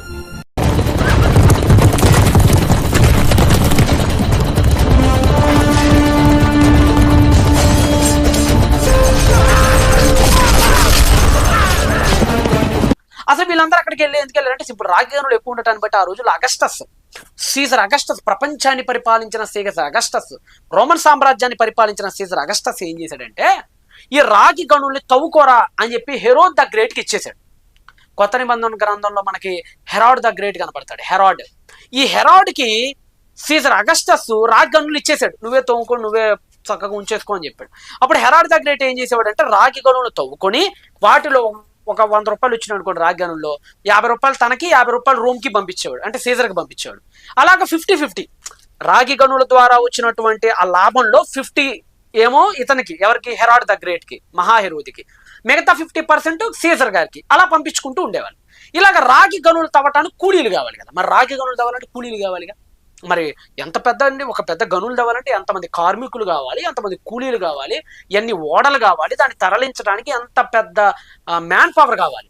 ఈ మ్యాన్ పవర్ కోసం హెరోద్ ఏం చేశాడు, మనోడు మరి యెరూషలేం కింగ్ కదా, యూదియాకి అంత కింగ్ కదా, సో తన ప్రాంతంలో ఉన్నటువంటి యూదుల్ని మీకు డబ్బులు ఇస్తాను, మిమ్మల్ని చక్కగా చూసుకుంటానని చెప్పి కార్మికులుగా సైప్రస్ కి పంపించాడు. అలా సైప్రస్ కి పంపించిన వారి కుటుంబాలలో పుట్టిన వాడే బర్నబా. అందుకని కుప్రలో ఉంటాడు ఇతను. వీళ్ళు అక్కడ రాగి గనుల్లో ఉద్యోగం కోసం జాయిన్ అయ్యి కడకు అలాగా అభివృద్ధి చెంది వాళ్ళు కూడా బాగా ధనవంతులుగా మారి చివరికి పెద్ద పెద్ద ల్యాండ్స్ కొనుక్కొని, ఒక మాటలో చెప్పాలంటే సలామీస్ అనేటువంటి ఊర్లో వీళ్ళే డామినేటెడ్ పీపుల్ గా మారిపోయారు. డామినేటెడ్. ఇప్పుడు మనకి మారిషస్ గుర్తుందా మీకు? మారిషస్ ఆఫ్రికా దగ్గర ఉంటుంది. మారిషస్ లో 50% పైగా అందరూ హిందువులే ఉంటారు. వాస్తవానికి అది హిందూ దేశం కాదు మారిషస్. అంతకుముందు అక్కడ ప్రాచీన తెగలు నివసించే వాళ్ళు, క్రిస్టియానిటీ, ఇస్లాం ఎక్కువ ఉండేది. ఇప్పుడు 50% కంటే పైగా హిందువులు. వాళ్ళందరూ కన్వర్ట్ అయిన వాళ్ళు కాదు. మళ్ళా మన భారతదేశం నుంచి పనులు చేయడానికి కార్మికులుగా మారిషస్కి వెళ్ళి అక్కడే వాళ్ళు పనులు చేసుకుని, అక్కడే తోటల్లో వాళ్ళు పనులు చేసుకుని, బ్రిటిష్ వాళ్ళ కాలంలో అక్కడే సెటిల్డ్ అయిపోయి ఫ్యామిలీలు, చివరికి మొత్తం మారిషస్ ఇప్పుడు హిందూ రాష్ట్రంగా మారిపోయింది అక్కడ. ఒక మాటలో చెప్పాలంటే అలాగనే ఇండియాలో ఉన్న హిందువులు ఎలాగైతే అక్కడ పని చేసుకోవడానికి వెళ్ళిపోయి మారిషస్ మొత్తం హిందూ దేశంగా మారిపోయిందో, అలానే అనేక మంది యూదులు ఈ సైప్రస్ కి వెళ్ళిపోయి డామినేటెడ్ ప్రాక్టీస్ గా జుడాయిజం మారిపోయింది. అక్కడ గనుల తవ్వకాల్లో వాళ్ళే ఉంటారు, ఓడలు నడిపే వాళ్ళలో వాళ్ళే ఉంటారు, ఒక బలమైన రోల్ ప్లే చేశారు. ఒక మాటలో చెప్పాలంటే వాళ్ళు ఆడిందే ఆట పాడిందే పాట అన్నంత స్థాయికి అక్కడ యూదులు ఎదిగారు. చాలా మంది యూదులు అక్కడ ఎదిగారు. ఒక మాటలో చెప్పాలంటే ట్రాజన్ చక్రవర్తి టైంలో పెద్ద యుద్ధం జరిగింది. 2,50,000 మంది సైనికుల్ని పరిగెత్తించి కొట్టారు యూదులు ఆ రోజుల్లో అక్కడ. అంటే వాళ్ళు ఎంత పెద్ద మొత్తంలో అక్కడ సెటిల్డ్ అయిపోయారో చూడండి. అందుకని మనకి సైప్రస్ అనేటువంటి ఊర్లో సమాజ మందిరాలు ఎక్కువ కనపడుతుంటాయి. ఈ సలామీస్ అనే ఊర్లో ఫస్ట్ వీళ్ళు అడుగు మోపిన తర్వాత అక్కడ వీళ్ళు వాక్యం ప్రకటించారు. మనకి 13వ అధ్యాయానికి ఒకసారి వద్దాం. 13వ అధ్యాయం 4వ వచనం. కాబట్టి వీరు పరిశుద్ధాత్మ చేత పంపబడిన వారే సెలూకైకు వచ్చి, అంటే 16 కిలోమీటర్ల యాంటియోక్ నుంచి సెలూకైకు వచ్చి అక్కడ నుండి ఓడ ఎక్కి కుప్రకు వెళ్ళి సైప్రస్కి వెళ్ళారు. వారు సలమీలో ఉండగా యూదులు సమాజ మందిరములలో దేవుని వాక్యము ప్రచురించుచుండిరి. మీకు బైబిల్లో సమాజ మందిరము అని కనపడిందంటే ఒకటి గుర్తుపెట్టుకోండి, యూదులు ఎక్కువగా ఉన్నారు అక్కడ అని అర్థం. సమాజ మందిరం అనే పేరు మీకు కనపడలేదు అనుకోండి ఏదైనా ఊర్లో, అక్కడ పెద్ద యూదులు లేరు అని అర్థం. సింపుల్ చెప్పాలంటే అంతే కదండి. చర్చి ఒక చోట ఉందంటే అర్థం ఏంటి, అక్కడ క్రిస్టియన్ పాపులేషన్ ఉంది. మసీదు ఉందంటే అర్థం ఏంటి, ముస్లిం పాపులేషన్ ఉంది. ఆ ఊర్లో ఎక్కడ చర్చి లేదంటే అర్థం ఏంటి, క్రిస్టియన్ పాపులేషన్ లేదు. అలానే సినగోగ్ ఎక్కడైతే కనపడుతుందో మీకు బైబిల్ మొత్తంలో అక్కడ యూదులు ఎక్కువ ఉంటారని అర్థం. సలామీస్ లో పెద్ద పెద్ద సినగోగులు ఉన్నాయి, పెద్ద. ఎందుకంటే వీళ్ళందరూ సెటిల్ అయిపోయి అక్కడ కట్టేసుకున్నారు సినగోగులు. ఆ సినగోగుల్లో ప్రవేశించి చదవండి. యూదులు సమాజ మందిరంలో దేవుడి వాక్యం ప్రచురించుచుండిరి. యోహాను వారికి ఉపచారము చేయువాడై ఉండెను. యోహాను ఎందుకు అంటే ఇలా బంధువు కదా, బర్నబాకి బంధువు అవుతాడు. ఒక మాటలో చెప్పాలంటే బర్నబాకి మేనల్లుడు వరుస అవుతాడు. అక్కడ ఉన్నటువంటి గ్రీక్ టర్మ్ని మనం గట్టిగా ఆలోచిస్తే మేనల్లుడు వరుస అవుతాడు బర్నబాకి, మార్క్. సో తనతో పాటు ప్రయాణం చేయడానికి తీసుకుపోతే మేనల్లుడు కూడా పట్టుకుపోయాడు. ఎందుకంటే మార్కోళ్ళు ఇంట్లోనే కదా సంఘం, ఫస్ట్ సంఘం స్టార్ట్ అయింది మార్కోళ్ళు ఇంటిపైనే. మరియ కొడుకు కదా, మరియ గారి అనేటువంటి ఆవిడ కొడుకు అవుతాడు మార్క్, జాన్ మార్క్ అంటారు. ఈయన అసలు పేరు యోహాన్ అయింది. వీళ్ళ ఇంటిపైనే ప్రభు బల జరిగింది, వీళ్ళ ఇంటిపైనే మొదటి సంఘం స్థాపించబడింది, వీళ్ళ ఇంటిపైనే అసలు ఫస్ట్ క్రిస్టియన్ చర్చ్ ఏర్పడింది. అలాగా వాళ్ళ ఇంటికి వాళ్ళ అక్కను చూస్తానికి వాళ్ళ చెల్లిని చూస్తానికి బర్నబా వెళ్ళి అలా సువార్తకి అట్రాక్ట్ అయ్యాడు. తర్వాత మేనలుని తీసుకొని వచ్చి సువార్తకు వచ్చాడు. ఇది పెద్ద కథ, నేను మార్క్స్ వార్తలో చాలా క్లారిటీగా ఎక్స్ప్లెయిన్ చేశాను గతంలో, అది ఒకసారి మీరు చూడండి, ఓకేనా. అలాగే తన మేనలుడు వరుస అయ్యేటువంటి వ్యక్తి అయినటువంటి మార్కుని తీసుకొని వచ్చాడు. ఆ వ్యక్తి ఇతనికి అసిస్టెంట్గా పనిచేస్తున్నాడు ఇద్దరికి, రైట్. నెక్స్ట్ యోహాను 6వ వచనం చదువుతున్నా. వారు ఆ ద్వీపమందంతటా సంచరించి ఎంటైర్ ద ఐలాండ్, అంటే మొత్తం ఐలాండ్ అంతా కూడా సంచరించారట వీళ్ళు. అంటే ఏంటి, దీన్ని మనం ఎలా అర్థం చేసుకోవాలి? లూకా గారండి ప్రతిది విడమర్చి చెప్పడు, ఎందుకంటే అలా చెప్పుకుంటూ పోతే పుస్తకాలు సరిపో. అందుకని బేసికల్గా ఒక మాటతో చెప్పేస్తుంటాడు. ద్వీపమందంతటా అంటే అర్థం ఏంటంటే ఎన్ని సిటీస్ అయితే సైప్రస్లో ఉన్నాయో అన్ని సిటీస్ని ఇలా టచ్ చేసుకుంటూ వెళ్ళిపోయారు. ఈ సలామీస్ తర్వాత మీరు ఇలాగా వెళ్ళిపోతే దాదాపుగా మీకు 165 కిలోమీటర్లు ఉంటుంది పాపోస్. ఎక్కడి నుంచి, సలామీస్ నుంచి పాపోస్ అనే ఊరికి 165 కిలోమీటర్లు. బర్నబాస్, మనం ఇప్పుడు ఇక్కడి నుంచి పాపోస్కి బయలుదేరాలి. మిత్రమా, సలామిస్ నుంచి పాపోస్కి 165 కిలోమీటర్ల దూరం ఉంది. మనం ఇక్కడి నుంచి వెళ్ళడానికి 4 దినముల సమయం పట్టవచ్చు. ఈ మధ్యలో మరొక 3 మహానగరాలు ఉన్నాయి. ఈ సలామీస్ నుంచి అలా వెళ్తూ ఉంటే మధ్యలో కిటియన్ అనే ఊరు తగులుతుంది. దీన్ని ఇంగ్లీష్లో కిషన్ అని కూడా అంటారు, కిటియన్ అనేటువంటి ఊరు. దీని తర్వాత అమాతస్ అనేటువంటి ఊరు తగులుతుంది. ఈ అమాతస్ అనేటువంటి ఊరు తర్వాత కురియన్ అనేటువంటి ఊరు తగులుతుంది. ఈ కురియన్ అనేటువంటి ఊరు తర్వాత పాపోస్ తగులుతుంది. అంటే ద్వీపమందంతటా అంటే అన్ని నగరాలని వెళ్ళి అక్కడ అందరికీ వాక్యాలు ప్రకటించి మారినోడు మారాడు, విసర్జించినోడు విసర్జించేశాడు. అలాగ మొత్తం ఐలాండ్ మొత్తం వీళ్ళు వెళ్ళి వెళ్ళి వెళ్ళి వెళ్ళి పాపోస్ దాకా వెళ్ళారు. పాపోస్ అంటే అర్థం ఏంటంటే current capital of the Cyprus. Cyprus ద్వీపం యొక్క కరెంట్ క్యాపిటల్. ఇందాక చెప్పా కదండి, ప్రాచీన క్యాపిటల్ సలామీ. తర్వాత సలామీని తీసేసి రోమన్ రాజులు ఏం చేశారంటే పాపుకి ఇచ్చారు క్యాపిటల్ సిటీ హోదాని. పాపు ఎందుకంటే వాళ్ళకి దగ్గరగా ఉంటుంది కాబట్టి. ఉదాహరణకి ఇందాక చెప్పినట్లే కోల్కత్తా పాత క్యాపిటల్, ఢిల్లీ కొత్త క్యాపిటల్. అలానే కుప్రా అనే ద్వీపానికి సలామీ అనేది పాత క్యాపిటల్, పాపు అనేది కొత్త క్యాపిటల్. ఎందుకు పాపుని చేశారంటే ఇటలీకి దగ్గర ఉండిద్ది అది. ద్వీపం ఇలా ఉంటది కదా, ఇటువైపు సలామీ ఉంటుంది, ఇటువైపు పాపోస్ ఉంటుంది. ఈ పాపోస్కి రోమ్ దగ్గర. సో పరిపాలనా సౌలభ్యం కోసం ఏం చేశారంటే పాపోస్ని క్యాపిటల్ సిటీ చేశారు, సలామీని కాదని. అయినప్పటికీ కూడా సలామీ అతిపెద్ద మహానగరం పాపోస్ కంటే ఆ రోజుల్లోనే, రాజధాని కాకపోయినప్పటికీ కూడా. ఇకపోతే చాలా మంది ఏమైనా ఎలిగేషన్ చేశారు మొన్నటిదా, క్రిటిక్స్ ఏమైనా ఎలిగేషన్ చేశారంటే బైబిల్ తప్పండి, బైబిల్ తప్పు, ఈ సైప్రస్ అనే ఈ ఐలాండ్ ఇంపీరియల్ ఐలాండ్ అది అనేవాళ్ళు. ఇంపీరియల్ ఐలాండ్ అంటే ఏంటి? ఇంపీరియల్ అంటే దానికి స్థానికంగా ఎవరో అధికారులుగా ఉండరు, డైరెక్ట్ సీజర్ పరిపాలిస్తాడు. మన భాషలో చెప్పాలంటే పుదుచ్చేరి టైప్లో. పుదుచ్చేరి, అండమాన్ నికోబార్ ఇవన్నీ ఏంటి, యూనియన్ టెరిటరీస్ కదా, అంటే అది కేంద్ర పాలిత ప్రాంతాలు అంటారు. ఇవి స్టేట్లుగా పుదుచ్చేరి కానీ, అండమాన్ ఐలాండ్స్ కానీ, లక్షద్వీప్స్ కానీ కొన్ని ఉంటాయి కదా మనకి. అవన్నీ కూడా ఏంటంటే కేంద్ర పాలిత ప్రాంతాలు. అంటే వాళ్ళకి చీఫ్ మినిస్టర్ ఎవరు ఉండరు, డైరెక్ట్ గా ప్రధానమంత్రి గారు పరిపాలిస్తారు దాన్ని. అలాగా సైప్రస్ అనేది కూడా ఇంపీరియల్ ఐలాండ్, దాన్ని డైరెక్ట్ గా సీజర్ అగస్టస్ పరిపాలించేవాడు. కానీ బైబిల్ ఏం చెప్తుందంటే, బైబిల్ తప్పు చెప్తుంది.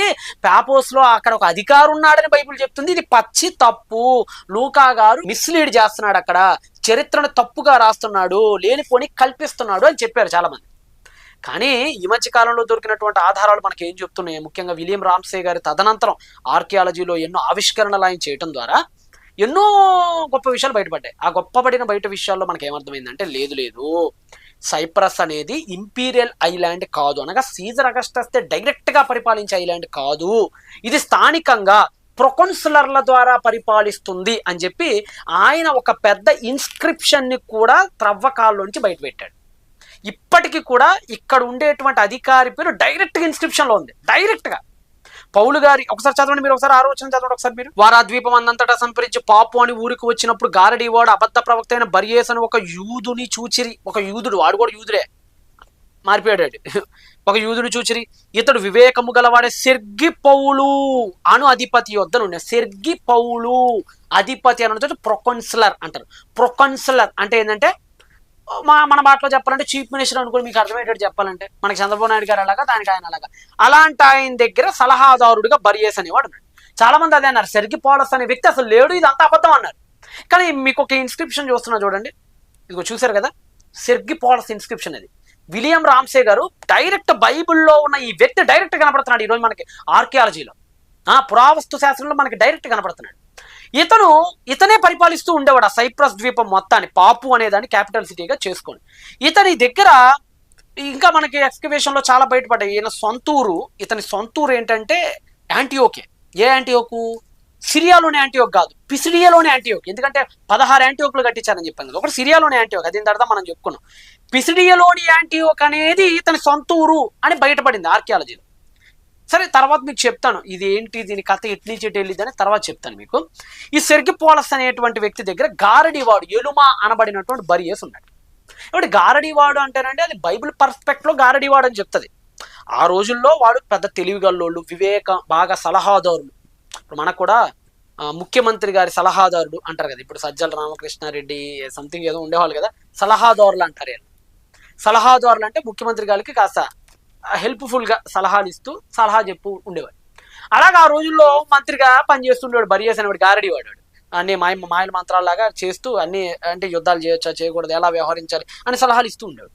వీడికి ఏమనిపించిందంటే, ఇప్పుడు వీళ్ళు సువార్త చెప్పారంటే గారడీవాడు అనే తప్పు అయిపోద్ది కదా, అసలు గారడీయే లేదు అని చెప్పేస్తారు కదా, వీళ్ళు నన్ను నిరూపించేస్తారు వీళ్ళు గారడీవాడని, నా పదవికి ఎక్కడ బొక్కడిద్దో అని చెప్పేసి పౌలు గారు బర్నబా గారు వాక్యం చెప్తుంటే ఆ వాక్యం విని మారు మనస్సు పొందుతున్న సెర్గిపోల్ దగ్గరికి వీడు వెళ్ళి, ఈ బరియస్ అనేవాడు వెళ్ళి అవన్నీ అబద్ధాలు, అదంతా కట్టు కథలు, అది ఇది అని చెప్పి అన్ని మాయ మాటలు చెప్పి వాక్యాన్ని విననీయకుండా అడ్డుకున్నాడు. దానికి పౌలుకు కోపం వచ్చింది. అప్పుడు వెంటనే అపోస్తలుడైన పౌలు గారు ఏం చేస్తారంటే వాడి దగ్గరికి వెళ్ళి, బెన్ షైతాన్ మెలా హెలావమా, అరే అపవాది పుత్రుడా, తిన్నని మార్గంలో చెడగొట్టువాడా అని చెప్పి తిట్టి అక్కడికక్కడే వాడికి శాపం పెట్టేస్తాడు. అది చూసి సెర్గిపోలస్ ఆశ్చర్యపడిపోయి దేవుని యందు విశ్వాసం ఉంచి ఫస్ట్ క్రిస్టియన్ గా మిషనరీ ప్రయాణంలో కన్వర్ట్ అవుతాడు. విశ్వసించెను అంటే ఫస్ట్ క్రిస్టియన్. వీళ్ళు కనినటువంటి పాల్ అండ్ బర్నబా సేవలో దొరికినటువంటి ఫస్ట్ ఫలం ఏదైందంటే సెర్గిపోల్. అది ఏకంగా డైరెక్ట్ గా ఎవరు చీఫ్ మినిస్టర్ లాంటి మార్చిపడేశారు వీళ్ళు. అలాంటి ప్రొకన్సులర్ గా ఉన్నటువంటి ఆయన మారిపోయి ఒక క్రిస్టియన్ ఫెయిత్ గా వచ్చేసి ఇప్పుడు అక్కడి నుంచి ఆ ద్వీపం అంతటా కూడా ఎక్కువ సువార్త ప్రకటింపబడదు. ఆ పుణ్యమేనండి ఇప్పటికీ కూడా సైప్రస్ క్రిస్టియన్ కంట్రీ. ఈ రోజుకి స్టిల్ నౌ ఇప్పటికీ కూడా సైప్రస్ అనేది Christian country, Christian majority country. ఎందుకు అంటే ఇదిగో ఆ రోజు వాళ్ళు చేసిన ఆ కృషి, ఆ రోజు వాళ్ళు చల్లినటువంటి ఆ విత్తనాలు, ఆ రోజు వాళ్ళు చేసినటువంటి ఆ విత్తనాలు ఫలించి మహావృక్షంగా మారి ఈ రోజు క్రైస్తవ దేశంగా ఉంది ఈ రోజు ఏది సైప్రస్ మహానగరం. అలాగా సెర్గిపోలస్ దగ్గరికి వెళ్ళిన తర్వాత ఆ నెక్స్ట్ ఇప్పుడు ఎక్కడికి వెళ్ళాలి? సలామిస్కి వెళ్ళారు. నెక్స్ట్ ద్వీపం అంతటా అంటే నేను చెప్పినట్టు కిటియన్ కానీ అమాథస్ కానీ కొరియన్ కానీ అన్ని తిరిగి పాపోస్ దాకా వెళ్ళి అంతా సంచరించారు. నెక్స్ట్ టార్గెట్ ఇటు వెళ్తే ఈజిప్ట్ వస్తుంది, ఇటు వెళ్దామా, పైకి వెళ్తే టర్కీ వస్తుంది, అటు వెళ్దామా, లేదంటే ఇటు వెళ్దాం, ఇప్పుడు ఆలోచిస్తూ కూర్చున్నారు ఇలా. ఆ నెక్స్ట్ బహుశా చరిత్రను బట్టి ఆలోచిస్తుంటే డాట్స్ ను మనం కనెక్ట్ చేస్తూ ఉంటాయి. ఎందుకంటే బైబిల్ అనేది అన్ని విషయాలు డైరెక్ట్గా ఉండవు కదా, డాట్స్ పెడుతూ వెళ్ళిపోతుంటుంది బైబిల్. ఆ డాట్స్ ను మనం అలాగా కలుపుకుంటూ వెళ్ళిపోతుంటే ఒక పెద్ద ఇమేజ్ ఫామ్ అయితే మన చరిత్రలో ఉన్నటువంటి కొన్ని ఆధారాలను తీసుకొని బైబిల్లో డాట్స్ ను మనం కలపటం స్టార్ట్ చేస్తే ఆ నెక్స్ట్ వీళ్ళు అక్కడి నుంచి డైరెక్ట్ పెర్గేకి వెళ్తారు. పెర్గే అంటే 281 కిలోమీటర్లు అండి. అంటే దాదాపుగా 1 వీక్ జర్నీ, వారం 7 రోజుల పాటు జర్నీ అక్కడి నుంచి పాపోస్ అనేటువంటి ఇక్కడి నుంచి పెర్గా అనేటువంటి ఊరికి దాదాపుగా సముద్రం మీద చేయాలి, సముద్రం మీద ప్రయాణం చేయాలి. ఈ సముద్రం మీద 281 కిలోమీటర్లు అంటే దాదాపుగా వారం రోజుల పాటు ఆ సముద్రపు గాలులకి, ఆ తుఫాన్లకి, ఆ హరికేన్లకి, ఆ సముద్రపు దొంగలకి అటుపడి ఇటుపడి తిని తినక నిద్రుండి నిద్రలేక వారం రోజుల పాటు ఆ సముద్రంలో ప్రయాణం చేశారండి మహానుభావులు ఇద్దరు, బర్నబా అండ్ పౌల్. అలా ప్రయాణం చేసి అలిసిపోయి సొలసిపోయి మొత్తానికి ఎటాలియాలో దిగి ఉండొచ్చు బహుశా. అక్కడి నుంచి దిగి వాళ్ళు పెర్గాకి వెళ్ళారు. అక్కడ ఏంటి పెర్గా అంటే కూడా ఏం లేదండి, పెర్గా అంటే కూడా సలామీస్ లాగా ఒక పెద్ద మహానగరం. మనకి పౌల్ గారి స్ట్రాటజీస్ని బాగా ఆలోచిస్తుంటే అంటే వ్యూహం అంటారు కదా, సువార్త వ్యూహాన్ని మనం చాలా జాగ్రత్తగా ఆలోచిస్తే ఇటు మొదటి missionary, second missionary, third missionary వీటన్నిటిలో కూడా ఆయన ఎక్కడికైతే వెళ్ళాడో ఆ ఊర్లన్నిటినీ మనం చరిత్ర పుటల్లోకి వెళ్ళి చూస్తే ఒక హైవే కనెక్ట్ అయి ఉంటుందండి ప్రతి ఊరికి. బైబిల్లో పేర్కొన్న ప్రతి మిషనరీ ప్రయాణించిన ప్రతి ఊరికి. అంటే ఇప్పుడు ఉదాహరణకండి ఇప్పుడు నేషనల్ హైవే కనెక్షన్స్ ఉన్నాయి కదా మనకి. ఇప్పుడు ఒక రాజమండ్రి, అక్కడి నుంచి విజయవాడ, అక్కడి నుంచి గుంటూరు, అక్కడి నుంచి ఒంగోలు, అక్కడి నుంచి నెల్లూరు, వీటన్నిటికీ ఏంటి ఒక నేషనల్ హైవే కనెక్ట్ అయి ఉంటుంది, ఒక నేషనల్ హైవే కనెక్ట్ అయి ఉంటుంది. అలానే పౌలు గారి మిషనరీ ప్రయాణాల్లో చేసిన ఊర్లన్నిటినీ కనుక మ్యాప్ మీద మనం పడితే వాటన్నిటికీ ఒక పెద్ద హైవే కనెక్ట్ అయి ఉంది. దాన్నే వయా సెబాస్టే అంటారు ఆ హైవేని. అసలు వీళ్ళు వచ్చిందే పెర్గాకి వయా సెబాస్టే కోసం. ఒకసారి ఆ సీన్ కూడా చూడండి. అదిగో అదే వయా సెబాస్టే. ఆ దారి దెర్బే దాకా మనకు తోడుంటుంది. అసలు ఈ రోడ్డు కోసమే మనం ఇటు వచ్చాం. అది లేకపోతే మన ప్రయాణం ఇంకా కష్టమయ్యేది బర్నబాస్. చూసారు కదా, వయా సెబాస్టే ఈ ఊరు కోసమే అసలు ఈ హైవే. దీన్ని 6 BCలో అగస్టస్ చక్రవర్తి ఏం చేశాడంటే, ఈ ప్రాంతాల్లో ఎక్కువగా దొంగలు, బందిపోటు దొంగలు, సముద్రపు దొంగలతో ఎక్కువ బెడద ఉందండి వీళ్ళకి. ఎవరికి? ఆ నివాసులకు. అందుకని అక్కడ ఎవరు ఉండటానికి ఇష్టపడట్లా ఆ ల్యాండ్స్ లో. అందుకని అప్పుడు అగస్టస్ ఏం చేశాడంటే, అరే మనం ఒక మంచి ఇన్ఫ్రాస్ట్రక్చర్ ఇవ్వగలగాలి. అప్పుడే కదా ఎవడైనా నివసించేటప్పుడే కదా ఓ మంచి రోడ్డు ఉండాలి, ఓ మంచి కాలనీస్ మనం కట్టినప్పుడే కదా జనాలు ఎక్కడైనా ఉండగలిగేది. ఇప్పుడు జగనన్న కాలనీస్ ఉంటాయి కదా, ఆ టైప్ అనమాట. అలానే ఏం చేద్దాం అని అగస్టస్ ఆలోచించి ఒక మంచి రోడ్ని వేయాలి. ఒక మంచి రోడ్ని కనుక మనం వేయగలిగితే ఆ ఊర్లన్నిట్లో ఆ రోడ్డు వల్ల అభివృద్ధి చెందితే జనాలు నివసిస్తారు, దొంగల బెడద నుంచి మన రాజ్యాన్ని మనం కాపాడుకోవచ్చు అనేటువంటి ఉద్దేశంతో 6 BCలో అనగా యేసుక్రీస్తు వారు జన్మించక మునిపే ఈ లోకంలో ఆయన ఒక రోడ్డు కట్టడం స్టార్ట్ చేశాడు. అది దాదాపుగా పెర్గా నుంచి స్టార్ట్ అయి యాంటియోక్ మీదగా ఐకోనియం నుంచి లిస్ట్రా నుంచి దెర్బే దాకా ఒక పెద్ద నేషనల్ హైవే ఫామ్ అయి ఉంటుంది. దీన్నే వయా సెబాస్టే అనే హైవే అంటారు. అసలు ఈయన స్ట్రాటజీలో ముఖ్యమైన భాగమే అది. చిన్నప్పుడు స్టాక్ అండ్ స్మాష్ గేమ్ ఆడారు ఎప్పుడైనా మీరు? నేను ఇప్పుడు కూడా ఆడుతూ ఉంటాను అప్పుడప్పుడు ఎగ్జిబిషన్కి వెళ్ళినప్పుడు. స్టాక్ అండ్ స్మాష్ అంటే ఏంటంటే పిరమిడ్ షేప్లో గ్లాసెస్ అన్ని ఒకదాని మీద ఒకటి పెడతారు. పిరమిడ్ షేప్లో గ్లాసెస్ అన్ని ఒకదాని మీద ఒకటి పెడతారు. మన చేతికి బాలో ఏదో ఒక థింగ్ ఇస్తారు, వస్తువు ఇస్తారు. దాన్ని గురి చూసి కొట్టాలి. దాన్ని అలా గురి చూసి కొడితే పిరమిడ్ షేప్లో ఉన్న గ్లాసెస్ అన్ని బొత్తిగా కింద పడిపోవాలి. ఒకటి కూడా స్టాండ్లో ఉండకూడదు, నుంచోకూడదు. అలా మొత్తం పడిపోతే అప్పుడు ఏదో గిఫ్ట్ మనకి ఇస్తారు. ఆ టెడ్డీ బేర్ ఇస్తాడు చిన్నపిల్లలు ఆడుకోవడానికి, లేదంటే ఆడిష్టం వాడు ఏదైతే పెడతాడో అది ఇస్తాడు, పెద్ద బ్యాగ్స్ కానీ అలాంటివి ఏమైనా ఇస్తాడు. దీన్ని స్టాక్ అండ్ స్మాష్ అంటారు ఇలాంటి గేమ్స్ని. అలాగనే అంటే ఈ విషయం మీకు ఎందుకు చెప్తున్నానంటే, ఈ అవన్నీ పడిపోవాలంటే బాల్ని కరెక్ట్గా దాని యొక్క మధ్య భాగం ఉంటుంది, అక్కడ కనుక టచ్ చేస్తే మొత్తం పడిపోద్ది. అక్కడ అలాంటి భాగంలో టచ్ చేస్తేనే ఆ గేమ్లో మనం విన్ అవ్వగలుగుతాం. అలాగనే పౌలు గారు కూడా స్టాక్ అండ్ స్మాష్ గేమ్ ఆడాడు ఆ రోజుల్లో. ఏంటి స్టాక్ అండ్ స్మాష్ గేమ్ అంటే, ఎక్కడికి వెళ్ళి సువార్త చెబితే మొత్తం రోమన్ ఎంపైర్ షేక్ అయిద్దో, ఎక్కడికెళ్ళి సువార్త చెబితే ఎంటైర్ వరల్డ్ అంతా షేక్ అయి కూర్చునిద్దో, అందరికీ ఒక్కసారిగా సువార్త జ్వాలలు వెళ్ళిపోతాయో ఆ పాయింట్లోకి వెళ్ళి ఆయన స్టాక్ అండ్ స్మాష్ చేయాలండి. ఇప్పుడు ఆయన ఈ సువార్తను అక్కడికి వెళ్ళి చెప్పాలి.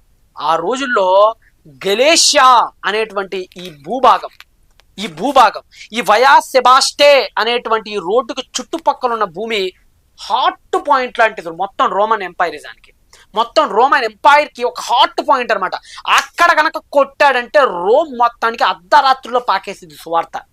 హైపర్బోలిక్గా చెప్తున్నా, అలాంటి ప్రాంతం. అందుకని అనుకున్నాడు, రే మనం డైరెక్ట్గా వెళ్ళటం పెర్గాకి వెళ్ళిపోవాలి. అక్కడి నుంచి వయా సెబాస్టే ఉంటుంది, అక్కడి నుంచి మన యాంటియోక్, అక్కడి నుంచి ఆ తర్వాత ప్లాన్స్ అన్ని పరిశుద్ధాత్ముడు నిదానంగా రచించడం స్టార్ట్ చేస్తాడు. కాబట్టి ఇంకొక యాంగిల్ కూడా ఉంది ఇక్కడ. నేను ఇందాక చెప్పాను కదా, సెర్గిపోలస్ ఉన్నాడు కదా, ఈ సైప్రస్ యొక్క ప్రొకాన్సులర్.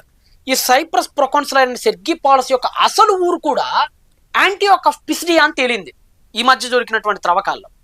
అంటే బహుశా అక్కడ ఇంకోటి కూడా జరిగి ఉండొచ్చు. తాను మారాడు కదా, సెర్గిపోలస్ మారాడు కదా, మారిన తర్వాత పాల్ అండ్ బర్నబాస్ ప్లీజ్ నా మనవిని ఆలకించండి, నేను ఉన్న ఊరు, నా బంధుమిత్రుల్లో ఉన్న ఊరు అంతా కూడా యాంటియోక్ ఆఫ్ పిసిడియా. సో మీరు దయచేసి అక్కడికి వెళ్ళి మా జనులకు కూడా స్వార్థ చెప్పండి అని బహుశా మేబీ అని ఉండవచ్చు. అందుకని నెక్స్ట్ డెస్టినేషన్ మనకు అదే అవుతుంది, యాంటియోక్ ఆఫ్ పిసిడియా మేబీ అయి ఉండొచ్చు. సో పరిశుద్ధాత్ముడి నడిపింపు కానీ, సెర్గిపోలస్ యొక్క మనవి కానీ, పాల్ యొక్క స్ట్రాటజీస్ కానీ, ఆ మూడు కలగలిపి వీళ్ళు పెర్గాకి వెళ్ళడం స్టార్ట్ చేశారు. అలా పెర్గాకి వెళ్ళి ఎంత 281 కిలోమీటర్లు అనగా వారం రోజులు చలిగాలుల నడుమ వీళ్ళు పెర్గాకి వెళ్ళి పెర్గా దగ్గర దిగి ఆ పెర్గా అనే దగ్గర వాక్యం చెప్పి మరలా అక్కడి నుంచి యాంటియోక్ వెళ్ళటం బయలుదేరారు. అక్కడి నుంచి యాంటియోక్ ఎంత అంటే సుమారుగా 190 కిలోమీటర్ల దూరం అండి, అనగా 5 రోజుల ప్రయాణం. ఈ పెర్గా నుంచి యాంటియోక్ వెళ్తారు. ఎందుకు యాంటియోక్? అసలు ఏంటి యాంటియోక్ యొక్క చరిత్ర ఏంటి, నేపథ్యం ఏంటంటే సింపుల్ అండి. ఈ సముద్రపు దొంగల నుంచి ఆ రోజుల్లో ప్రభుత్వ వ్యతిరేక తిరుగుబాట్లు ఎక్కువ ఉండే. ఇప్పుడు బంగ్లాదేశ్లో తిరుగుబాటు జరుగుతుంది చూసారా, ప్రైమ్ మినిస్టర్గా మాకు ఆవిడ వద్దు అని చెప్పి తిరుగుబాట్లు జరుగుతున్నాయి కదా. ఆ రోజుల్లో తిరుగుబాట్లు అనేవి చాలా సహజం. అగస్ట సీజర్లకు వ్యతిరేకంగా, చక్రవర్తులకు వ్యతిరేకంగా మాకు స్వతంత్ర రాజ్యాలు కావాలి, ఫ్రీడమ్ ఫైటర్స్ చాలా మంది తిరుగుబాట్లు చేసేవాళ్ళు. ఈ తిరుగుబాట్లను అణిచివేయటానికి కొంతమంది సైనికులు ఉండాలి ఆయా ప్రాంతాల్లో. అందుకని ఆయా ప్రాంతాల్లో ఎక్కువ తిరుగుబాట్లు ఉన్నాయి, బందిపోటు దొంగలు ఉన్నారు, సముద్రపు దొంగలు ఉన్నారు, వీళ్ళందరినీ మనం అణిచివేయాలి అనే ఉద్దేశంతో ఒక కొత్త నగరాన్ని నిర్మించడం స్టార్ట్ చేశారు. ఆ నగర నిర్మాణంలో భాగంగా కట్టబడిందే యాంటియోక్ ఆఫ్ పిసిడియా. యాంటియోక్ మనకు బాగా తెలుసు. సముద్రపు దొంగల దాడులతో అనుదినం రక్తసిక్తమైన ఈ ప్రాంతం చాలా ప్రమాదకరం. అందుకనే ఆ గలేషియన్స్ దాడుల నుండి రక్షించడానికి రాజు కట్టించిన మహాపట్టణం. రక్షణ దళం చాలా పటిష్టంగా ఉంటుంది. మనం జాగ్రత్తగా ఉండాలి. ఇక్కడ ఎక్కువగా కూడా ఆర్మీ, మిలిటరీ వాళ్ళు, అంటే మన భాషలో చెప్పాలంటే మిలిటరీ చెక్ పోస్టులు ఎక్కువ ఉంటాయి. ఈ యాంటియోక్ అనేది ఒక మాటలో చెప్పాలంటే రిమోట్ కంట్రోల్ సిటీ అనమాట ఇది. ఓకేనా? వాళ్ళతో పాటుగా సాధారణ పౌరులు నివసిస్తూ ఉంటారు. అక్కడ సినగోగులో వీళ్ళు వాక్యం చెప్పడానికి బయలుదేరారు. మనం ఏమనుకుంటామంటే సాధారణంగా ఏముందండి, పోలాండ్ పరంపర డైరెక్ట్గా వెళ్ళిపోయింటారు, టక్ టక్ టక్ టక్ టక్ నడిచేసి వెళ్ళిపోయింటారు. తెలంగాణనే ఆ సమాజ మందిరం అంటారు సినగోగ్స్, అక్కడికి వెళ్ళి వాళ్ళందరూ వాక్యం ఇచ్చేసి ఉంటారు. వాక్యం చెప్పేసి అంత కథేం జల్లదు. పాతకాలాల్లో ఎవరికి పడితే ఆడికి వాక్యం ఇరు. ఒక సినగోగులో వాక్యం చెప్పాలంటే చాలా పెద్ద కథ ఉంటుంది. మీరు యాన్షియంట్ జూయిష్ లిటరేచర్స్ చదివితే ఎవరికైనా వాక్యం ఇవ్వాలంటే ఫస్ట్ ప్రిఫరెన్స్ యాజకుడు అయితేనే ఇస్తారు. యాజకుడు కాకపోతే నెక్స్ట్ ప్రిఫరెన్స్ లేవీయులకైతే ఇస్తారు. ఈ రెండుటి దాటిన తర్వాతే ఒక లేవీ యాత్రుడి దగ్గరికి వాక్యం వెళ్ళే అవకాశం ఉంటుంది. మీ జూయిష్ లిటరేచర్ చదవండి, మీరు ప్రాచీన యోధ సాహిత్యాలు మీరు చదవండి. ఇప్పుడు బర్నబా యొక్క సహకారం చాలా అవసరం ఎవరికి? పాల్కి. ఎందుకంటే బర్నబా ఎవరు? లేవీయుడు. బర్నబా లేవీయుడు కనుక ఇతనికి పరిచయాలు ఎక్కువ ఉంటాయి. వాళ్ళు లేవీయులు కదా. సమాజ మందిరాలు రన్ చేసేది ఎవరండి? యాజక వృత్తులు లేవీయులే కదా. పాల్ లేవీయుడు కాదు. పాల్కి ఎక్కువ సంబంధాలు ఉండవు వాళ్ళతో. బర్నబాకి ఎక్కువ రిలేషన్స్ ఉంటాయి వాళ్ళతో. ఎందుకంటే సైప్రస్ అది పక్క పక్కనే ఆయన లేవీడు కాబట్టి ఈయన ముందు వెళ్ళాలి, అక్కడ ఉన్న సమాజ మందిరపు అధికారులతో వెళ్ళాలి, వాళ్ళతో కొన్నాళ్ళు ప్రయాణం చేయాలి, వాళ్ళతో కొన్నాళ్ళు గడపాలి, వాళ్ళు ఇతనికి నచ్చాలి, ఇతను తను పరిచయం చేసుకోవాలి, మేము పలానా ఊరని చెప్పాలి, పలానా సిద్ధాంతం అని చెప్పాలి, పలానా స్కూల్ అని చెప్పాలి, అక్కడి నుంచి వచ్చామని చెప్పి వాళ్ళందరినీ ఒప్పించి అక్కడ అవకాశం తెప్పించి అప్పుడు పాల్ని అక్కడ కూర్చోబెట్టాలి. ఒక మంచి సీన్ చూసేయండి లోపల. వచ్చే సబ్బాతు కల్లా నీకు వాక్యం బోధించే అవకాశం కల్పించగలను.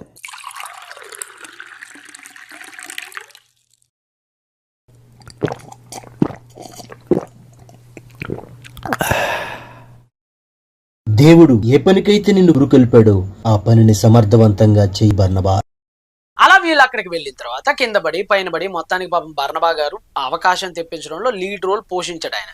ఆ తర్వాత ఆయన సైగ చేయగా అప్పుడు పాల్ గారు వెళ్ళి లాంగ్ స్పీచ్ ఒకటి ఇస్తాడండి. అక్కడ యాంటియోక్ ఆఫ్ పిసిడియాలో సబ్బాత్ రోజు సమాజ మందిరంలోకి వెళ్ళి ఒక మాటలో చెప్పాలంటే నాకు అది చదివినప్పుడు ఒక మాట అనిపించింది.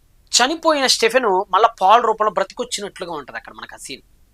ఒకప్పుడు ఏ లాంగ్ స్పీచ్ ఇచ్చాడనైతే స్టెఫెన్ని చంపేశాడో మరలా అదే లాంగ్ స్పీచ్ స్టెఫెన్ నోట్లో నుంచి మళ్ళా పాల్ నోట్లోకి దూరి స్టెఫెన్ ఆత్మే మళ్ళా మాట్లాడిందా అన్నట్లుగా ఉంటుంది మనకి అక్కడ.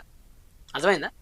ఎక్కడి నుంచో ఎత్తుకుంటాడు కదా స్టీఫెన్ కూడా. 7వ అధ్యాయం అపొస్తలుల కార్యాల్లో ఎక్కడో అబ్రహాం నుంచి ఎత్తుకొని అక్కడి నుంచి నా సిలువ యాగం దాకా వచ్చి అక్కడి నుంచే మీరు ఆయన చంపేశారని చెప్పి పెద్ద లాంగ్ స్పీచ్ ఇస్తాడు స్టీఫెన్.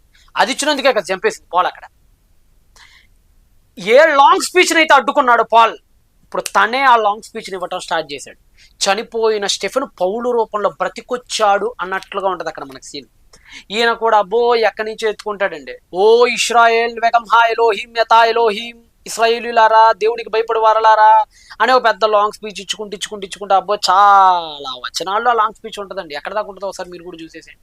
16వ వచనం నుంచి 41వ వచనం దాకా పెద్ద లాంగ్ స్పీచ్ ఇచ్చేసుకుంటూ వస్తాడు. నేను ఆ దినంలో ఒక కార్యం చేస్తానైనా మీరు నమ్మరు అని వాళ్ళ అపనమ్మకాన్ని కూడా ముందుగానే మెసేజ్ రూపంలో చెప్పేస్తాడు ఆయన. చెప్పేసిన తర్వాత అప్పుడు ఏం జరిగిందో 43వ వచనం చదవండి. సమాజ మందిరంలోని వారు లేచిన తర్వాత అనేకుల యూదులను భక్తిపరులైన యోధామత ప్రవేశులను పౌలును బర్నబాను వెంబడించిరి. అంటే వాక్యం ఎక్కింది, మెస్సియా యెషూవానే అని వాళ్ళు అంగీకరించడం స్టార్ట్ చేశారు.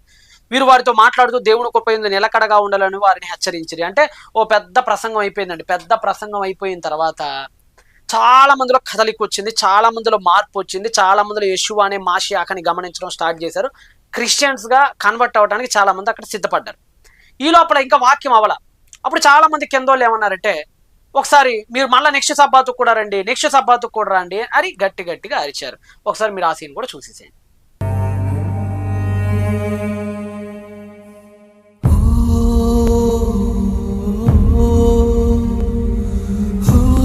Aken hola enuhu naza umako belomu sebalam wannahnu hasbunnuhu naguha మన అతిక్రమ క్రియలను బట్టి అతడు గాయపరచబడెను, మన దోష mehu meholal upessayenu meduha me avonotenu meholal అతడు పొందిన దెబ్బల చేత మనకు స్వస్థత కలుగుచున్నది.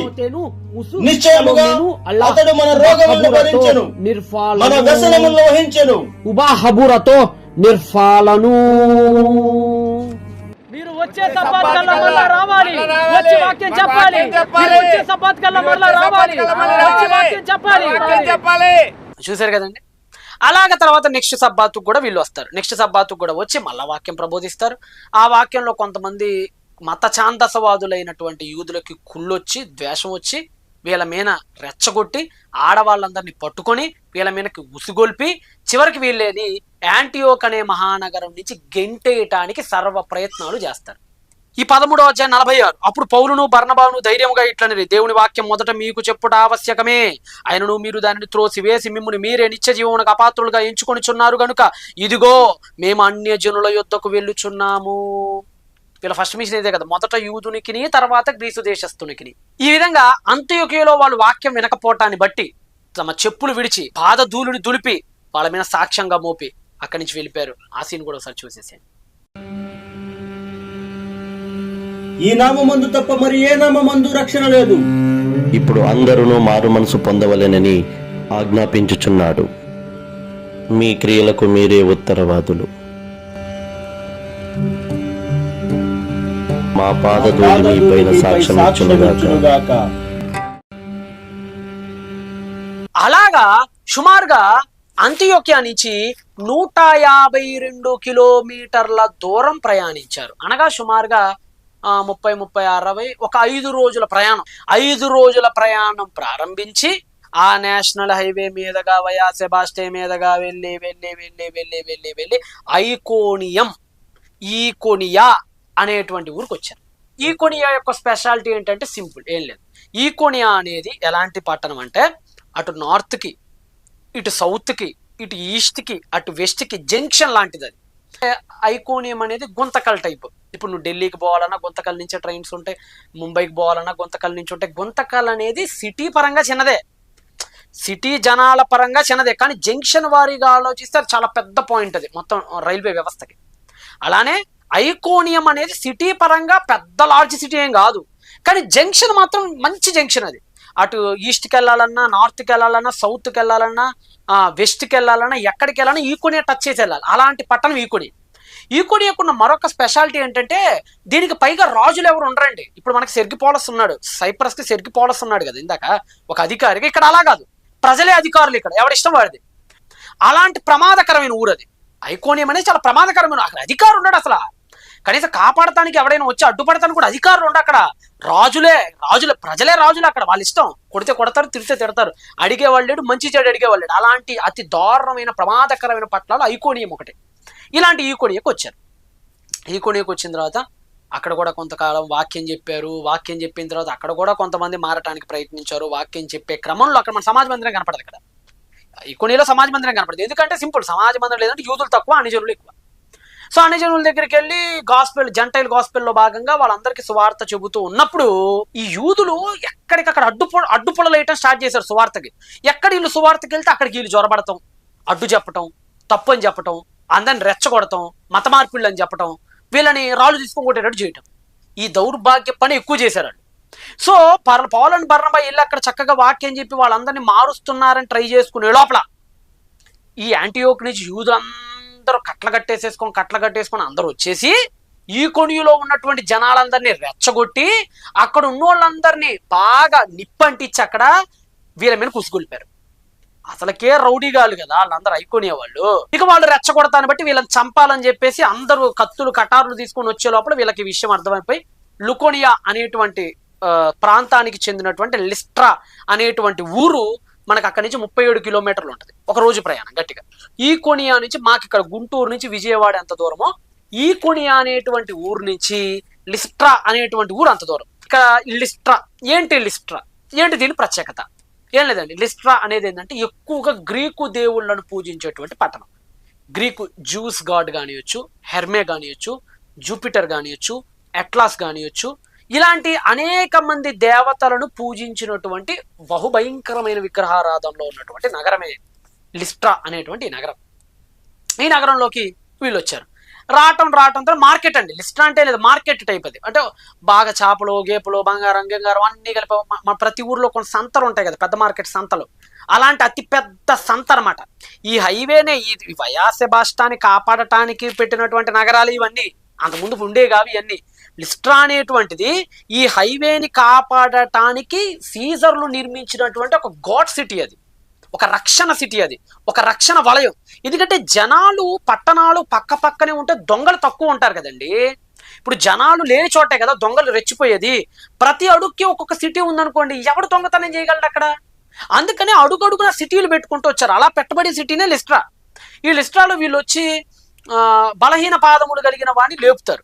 బలహీన పాదాలు కలిగిన వాడిని లేపిన తర్వాత అప్పుడు ఆ మార్కెట్లో జనాలందరికీ ఒక సీన్ గుర్తొచ్చింది. ఆ సీన్ ఏంటంటే గతంలో కథ ఉంది లిస్ట్రాలో. ఇప్పటికీ గతంలో కథ ఉంది. ఇప్పుడు మీరు కొన్ని ఊర్లు వెళ్తూ కొన్ని కథలు చెప్తూ ఉంటారు. మా ఊర్లో ఒకప్పుడు కొన్ని వందల సంవత్సరాల కిందట ఏం జరిగిందో తెలుసా అని ప్రతి ఊరికి ఒక కథ ఉంటుంది. వీళ్ళు పూజించి ఒకప్పుడట, వీళ్ళ పురాణాలు ఈ మధ్య చదివినప్పుడు నాకు విషయం అర్థమైంది. ఒకప్పుడట బృహస్పతి అనే దేవుడు, హెర్మే అనే దేవుడు మనిషిగా ఒక రైతు వస్త్రాలను ధరించుకొని ఒక సాధారణ వ్యవసాయకుడు రూపంలో ఈ భూలోకానికి వచ్చారట. జనాలు ఎలా ఉన్నారు, మంచి చెడు ఎలా ఉంది అని ఒక రకంగా పరిశీలించడానికి జనాల్ని వాళ్ళందరూ వచ్చారట. వాళ్ళందరూ వచ్చిన తర్వాత భూలోకానికి దిగారట. భూలోకానికి దిగిన తర్వాత 1000 ఇళ్ళకి వెళ్ళారట వీళ్ళు. ప్రతి ఊరికి వెళ్ళటం డోర్ కొడతాం అలా చేశారట. అలా చేసినప్పుడు ఎవరు డోర్ తెలవలేదట. అప్పుడు ఫిలోమోన్ అనేటువంటి ఒక వ్యక్తి డోర్ తెచ్చారట. వాళ్ళు చిన్న భార్యాభర్తలు, వాళ్ళ పైన అంతా కూడా గడ్డితో కప్పబడినటువంటి రూఫ్ ఉంటుంది. ఆ రూఫ్ చాలా చిన్నిళ్ళు, కటిక మంచం ఉంటే వాళ్ళు పాపం లోపలికి పిలిచి ఆహ్వానించారట. ఆహ్వానించి వాళ్ళకి కావాల్సినటువంటి తిండి తిప్పలన్నీ పెట్టి గ్రేప్ జ్యూస్ పోతున్నారట. అలాగా ఈ ఫిలోమోన్ అనే వ్యక్తి గ్రేప్ జ్యూస్ పోతున్నప్పుడు గ్రేప్ జ్యూస్ పోతానే ఉన్నారు, వాళ్ళు తాగుతానే ఉన్నారు. ఈ బాటిల్లో గ్రేప్ జ్యూస్ అవ్వట్లా, పోతానే ఉన్నారు గ్రేప్ జ్యూస్. ఇది మాత్రం అట్లా ఎప్పుడు ఫుల్గా ఉంటుంది బాటిల్. ఇది ఏంట్రో తేడా కొడుతుందిరా అనుకుని అప్పుడు గుర్తుపడతాడు, అమ్మా వీళ్ళు దేవుళ్ళురా బాబు అనుకుని గుర్తుపట్టి ఒక బాతు కూర ఉండి పెడదామని ఇంటి ఎదురున్న బాతును కోస్తానికి వెళ్తారు. అప్పుడు ఆ బాతు ఆ బృహస్పతి దేవుడు ఒళ్ళో సేద తీరుతూ ఉంటది. అప్పుడు బృహస్పతి దేవుడు అంటాడు వీళ్ళతో, మీరు బాతును పెడదాం అనుకుంటున్నారా? వద్దొద్దు, మేము దానికోసం రాలేదు, అంతా పాడైపోయారు జనాలు, మాకు అర్థమైపోయింది, మీరిద్దరు అర్జెంటుగా దగ్గరలో ఉన్న కొండ దగ్గరికి వెళ్ళండి అని చెప్పినప్పుడు వీళ్ళు అప్పుడు కొండ దగ్గరికి వెళ్ళిపోవటం, అప్పుడు పెద్ద సునామీ రావటం, ఆ ఊరంతా ముంచేయటం. అప్పుడు వాళ్ళు ఏమంటారంటే, అయ్యా మా ఇల్లు మీకు ఆతిథ్యం ఇచ్చింది కదా, ముంచమాకండి అని చెప్తే ఆ ఇంటి వరకు ముంచకుండా అది ఒక తర్వాత గుడిగా మారటం, ఆ గుడిలో వీళ్ళిద్దరిని విగ్రహాలు పెట్టి పూజించడం. మరి మేము కూడా ఆ గుడి దగ్గరే మీదికి సెక్యూరిటీగా బతుకుతామని వీళ్ళు కోరుకున్నప్పుడు ఆ ఇంటిని గుడిగా మార్చి ఆ ఇంటికి భార్యాభర్తలు ఇద్దరిని సెక్యూరిటీగా పెట్టడం. ఆ తర్వాత వాళ్ళిద్దరు చనిపోయి అక్కడే 2 చెట్లుగా మారటం అనే ఓ పెద్ద కథ ఉందండి అక్కడ లిస్ట్రాలో. వీళ్ళకి ఆ కథ గుర్తొచ్చింది. ఒకప్పుడు బృహస్పతి హెర్మే మన ఊరికి వచ్చారు కదా, అప్పుడు మనం వాళ్ళ సరిగ్గా రిసీవ్ చేసుకోలేకపోయాం. ఆ శాపం అంతా వచ్చి మన మీద పడింది. కొంపదీసి ఇప్పుడు కూడా ఈ పాలు, ఈ బర్నబా వీళ్ళ రూపంలో వీళ్ళు ఏమైనా మన దగ్గరికి వస్తున్నారేటి అని వీళ్ళు అనుకొని వెంటనే ఏం చేశారంటే, ఈసారి మనం ఖచ్చితంగా సన్మానించాలి, మనం గతంలో సన్మానించలేకపోయాం అని చెప్పి ఊరంతా పొలోమని వచ్చేసి ఆయనకో దండ ఈయనకో దండ వేసి ఆ ఊరు పూజారి అయితే బయటకు వచ్చి ఒక పశువు మీద అలాగా దండేసుకొని దాన్ని బలివ్వటానికి కూడా తీసుకొచ్చేసారు. అప్పుడు అంటే ఇదంతా ఎందుకు చేస్తారంటే గతంలో వాళ్ళు ఒక మిస్టేక్ చేశారని, ఇప్పుడు ఆ మిస్టేక్ చేయకూడదని వీళ్ళిద్దరే ఆ దేవుళ్ళుగా ఈ భూలోకానికి దిగొచ్చారేమో అని అనుకొని ఇంత రచ్చ చేసి వదిలిపెట్టారు ఇప్పుడు అక్కడ. అప్పుడు పౌలు గారు, బర్నబా గారు వీళ్ళందరూ బట్టలు చింపుకొని బాగా ఘోషింపబడి బాగా ఆక్రోశంతో ఆవేదనతో ఆకాశానికి భూమికి సృష్టికర్త అయిన దేవుడి వైపు తిరగండ్రా అని జంటైల్ పీపుల్కి సువార్త చెప్పటం స్టార్ట్ చేశారు. Ματέων επιστρέφει επί των θεών των ζώντα. అయినను ఆయన ఆకాశం నుండి మీకు వర్షమును ఫలవంతములైన ఋతువులను దయచేయచ్చు, ఆహారం అనుగ్రహించు, ఉల్లాసముతో మీ హృదయములను నింపుచు, మేలు చేయట చేత తనను గూర్చి సాక్ష్యము లేకుండా చేయలేదు. ఆ విధంగా లిస్ట్రాలో చాలా మంది మారటానికి కారణమైంది. వీళ్ళంతటితో కూడా ఆగల, మళ్ళా ఈకోనియా నుంచి మళ్ళా అంత్యోకియా నుంచి కొంతమంది యూదులు వీళ్ళందరినీ తోడుకొని వచ్చి వాళ్ళు ఎంత గలిబిలు చేశారో ఒకసారి చూడండి. 14-19 అంత్యోకియా నుండి ఈకోనియా నుండి యూదులు వచ్చి జన సమూహములను తమ పక్షములుగా చేసుకొని పౌలు మీద రాళ్ళు రువ్వి అతడు చనిపోయినని అనుకొని పట్టణము వెలుపలకు అతనిని ఈడ్చిరి. వెంటనే యాంటియోకు నుంచి ఈకోని నుంచి పొలోమని అందరూ వచ్చి పడేసి లిస్ట్రస్ లో ఉన్న వీళ్ళందరినీ కదిలిచ్చి వీళ్ళందరికీ తప్పుడు మాటలు చెప్పి వాళ్ళిద్దరు బర్నబా వాళ్ళు మనుషులు రా బాబు, వాళ్ళు హెర్మే ఏంది, వాళ్ళు జొప్పతి ఏంది, మన హెర్మే జొప్పతి మనకేం చెప్పారు, వీళ్ళిద్దరు వచ్చి మనకేం చెప్తున్నారు అని లేనిపోని అని చెప్పి వాళ్ళిద్దరు హెర్మే జొప్పతి కాదని మత మార్పిడి చేయడానికి వచ్చిన వాళ్ళని లేనిపోని కథలన్నీ అల్లి వాళ్ళ మీద ఉసిగొల్పారు. చివరికి అసలకే ఈకోనియా వాళ్ళంటే ఇందాకే చెప్పా మీకు, అక్కడ ప్రజలే సైనికుల టైపు, వాళ్ళందరూ వచ్చి ఈడ్చుకొని వచ్చి రాళ్ళు రువ్వి మొత్తం దెబ్బలు పట్టిపోయినాయండి. మొహం నిండా గాయాలైపోయి కొరడాలు తీసుకొని కొట్టి రాళ్ళు తీసుకొని విసిరితే మీకు తెలుసు కదా, అప్పుడప్పుడు కొన్ని రాళ్ళు విసిరితే ఆ మచ్చలు మనకు పోవండి. ఇప్పటికీ నాకు ఇక్కడ చిన్న మచ్చ ఉంటుంది, చిన్నప్పుడు రాయి తగిలింది, నాకు ఎప్పటికీ పోదు, అది ఎప్పటికీ పోదు కూడా. అలాంటి రాళ్ళు తీసుకొని విసురుతుంటే మొహం నిండా రాళ్ళు పడిపోయి ఎక్కడికక్కడ మొహం అంతా ఎలాగైపోయి ఉండితో మీకే వదిలేస్తున్నా. అప్పుడు మరలా వీళ్ళు తెల్లారి లేచి లిస్ట్రా నుంచి మళ్ళా 100 కిలోమీటర్ల దూరం అండి, 100 కిలోమీటర్లు చూడండి. నిన్న రాత్రి రాళ్ళు తీసుకొని కొడితే 100 కిలోమీటర్ల దూరం మళ్ళా నడుచుకుంటూ 3 రోజులు ప్రయాణం చేసిన తర్వాత అప్పుడు దెర్బేకి వెళ్ళారు. డెర్బే అంటే ఏం లేదు, 2 ప్రావిన్సీస్ మధ్య సరిహద్దు, అది అంటే ట్యాక్సెస్ వసూలు. ఇప్పుడు మనకి ఒక స్టేట్ నుంచి ఇంకొక స్టేట్కి వెళ్తుంటే ట్యాక్సెస్ వసూలు చేసేవాళ్ళు ఆ రోజుల్లో. అది అలాగనే ఈ లైకోనియాకి గెలేషియాకి మధ్యలో ఉన్నటువంటి ట్యాక్స్ వసూలు చేసేటువంటి ఒక కేంద్రం, ఒక చెక్ పోస్ట్ లాంటిది. అక్కడికి వచ్చి అక్కడి నుంచి ఇటు పాస్ అయ్యేవాళ్ళు, ఇటు నుంచి అటు పాస్ అయ్యేవాళ్ళు. ఆ టోల్ గేట్ టైప్లో, ఒక మాటలో చెప్పినట్టు టోల్ గేట్ టైప్లో ట్యాక్సెస్ వసూలు చేసేటువంటి సెంటర్ ఉంటుంది డెర్బస్లో. ఆ డెర్బే అనేటువంటి సెంటర్ కాస్త మంచి సెంటర్, అక్కడ ఉన్న వాటి అన్నింటిలోకి వెళ్ళా. అక్కడికి వీళ్ళు 100 కిలోమీటర్లు ప్రయాణం చేసి ఆ ఊరు వెళ్ళి అక్కడ వాళ్ళకి సువార్త చెప్పాడు. ఇలాగా వీళ్ళు కష్టాలు పడి నష్టాలు పడి కింద పడి పైన పడి ఎన్నో గాయాలు, ఎన్నో దెబ్బలు, ఎన్నో చేత్కరింపులు, ఎన్నో ఈసడింపుల నడుమ దేవుడి మహోన్నతమైన వాక్యాన్ని చేత పట్టుకొని నోటి వెంట పెట్టుకొని దేవుడి కోసం ఎన్నో పోరాటాలు చేశారు, ఎన్నో సువార్తలు చేసుకుంటూ పోయారు. అలాగా మొత్తం మనం తిరగేసుకుంటూ ముందుకెళ్ళిపోతే అలాగా దాదాపుగా 1300 కిలోమీటర్ల దూరం అండి, 1 కాదు 2 కాదండి, 1300 కిలోమీటర్ల దూరం. ఎక్కడ అంత్యోకియా నుంచి సెలూకైకి 16 కిలోమీటర్లు, అక్కడి నుంచి సలామీకి 209 కిలోమీటర్లు, సలామీ నుంచి పాపోస్కు 165 కిలోమీటర్లు, అక్కడి నుంచి పెరగాకి 281 కిలోమీటర్లు, అక్కడి నుంచి యాంటియోకి 190 కిలోమీటర్లు, అక్కడి నుంచి ఈకోనియాకి 152 కిలోమీటర్లు, అక్కడి నుంచి లిస్ట్రాకి 37 కిలోమీటర్లు, అక్కడి నుంచి డెర్బేకి ఎంత దాదాపుగా 100 కిలోమీటర్లు. మళ్ళా అక్కడి నుంచి ఆయన సొంతూరు తార్స్ పక్కనే, కిలికియా పక్కనే ఉంటుంది, ఆయన సొంతూరు జిల్లా పక్కనే, కానీ వెళ్ళలేదండి. ఈరోజు మనం చిన్న మోషన్స్ వస్తే చర్చి మానేస్తాడు, చిన్న తలకాయ నొప్పి వస్తే చర్చి మానేస్తాడు, ఒక 500 ఈరోజు కూలి ఎక్కువ ఇస్తాడంటే చర్చి మానేస్తాడు. మన దరిద్రం ఏంటంటే రూపాయి వస్తే కూడా దేవుడిని నమ్మేసే టైప్. మనం చిన్న రోగాలకే ఎందుకు ఈరోజు రాలేదంటే ఒంట్లో బాగాలేదు బ్రదర్, సిగ్గుండాలరా నాయన కథ. రాళ్ళు వచ్చి మొహాన పడుతుంటే తెల్లారి సువార్తకి వెళ్ళారు, తెల్లారి సువార్తకు వెళ్ళబట్టే ఖండాంతరాలు దాటిన సువార్త. ఈరోజు ఆ కష్టాలు లేవు. ఈరోజు చాలా మంది యూట్యూబ్ సేవకులు ఈరోజు కేవలం కెమెరా ముందు పెట్టుకుని ఏసీ గదిలో మాట్లాడటానికి పరిమితం అయిపోయారు. చాలా మంది కష్టాలు పడేవాళ్ళు లేరు అసలు ఈ మధ్యన. అలాంటి శ్రమలు వాళ్ళు అనుభవించబట్టే గొప్ప వాళ్ళని వాళ్ళు సంపాదించుకోగలిగారు. ఈరోజు ఇంత 1300 కిలోమీటర్లు వాళ్ళు తిరిగి ఇంత శ్రమ ఎందుకు పడ్డారో తెలుసా? ఫలం ఏంటో తెలుసా? ఒక సిరికి పాలస్ మారారు. ఈకోనియా లుస్త్రాలో పరిచర్య చేసినప్పుడు ఒక తిమోతి మారాడు, ఒక దెర్బేలో పరిచయం చేసినప్పుడు ఒక గాయి మారాడు, ఒక టైటస్ మారాడు. ఇలా ఎందరో మార్పుకి మొదటి మిషనరీ జర్నీ కారణమైంది. ఈ మొదటి మిషనరీ జర్నీలో వాళ్ళు పడిన కష్టాలకి యోధులు పుట్టుకొచ్చారు, వీరుల్ని కనగలిగారు. ఆ వీరులు తర్వాత సంఘాలలో గొప్ప గొప్ప నాయకులుగా ఎదురు తిరుగులేని క్రైస్తవ ప్రతినిధులుగా మారారు. కారణం ఒకటే, వాళ్ళ రోజు పడిన కష్టం, వాళ్ళు కార్చిన చెమట బిందువులు, వాళ్ళు ఒలికించిన తమ రక్తపు బిందువుల వల్లే, ఆ త్యాగ ఫలితాల వల్లే ఎందరో నాయకులు పుట్టుకొచ్చారు. కష్టపడి ప్రాణాలకు తెగించి బందిపోటు దొంగల నడుమ ఎక్కడ ఎవడు దాడి చేస్తాడో, ఎక్కడ ఏ సముద్రపు దొంగ కుతుకలు తెగ నరుకుతాడో తెలియని రోజుల్లో ప్రాణాలని సముద్ర పాలు చేయటానికి సిద్ధపడి బయలుదేరిన వీరుల్లో ప్రప్రథముడు ద గ్రేట్ సెయింట్ పాల్. అలాంటి పౌలు గారి మిషనరీ ప్రయాణం సాగింది ఇలా. మరలా తార్స్కి వెళ్ళి పనుకోలేదండి, తన సొంత ఇల్లు పక్కనే, దెర్బే నుంచి చాలా దగ్గర టార్సస్, కానీ టార్సస్ కానీ వెళ్ళలా.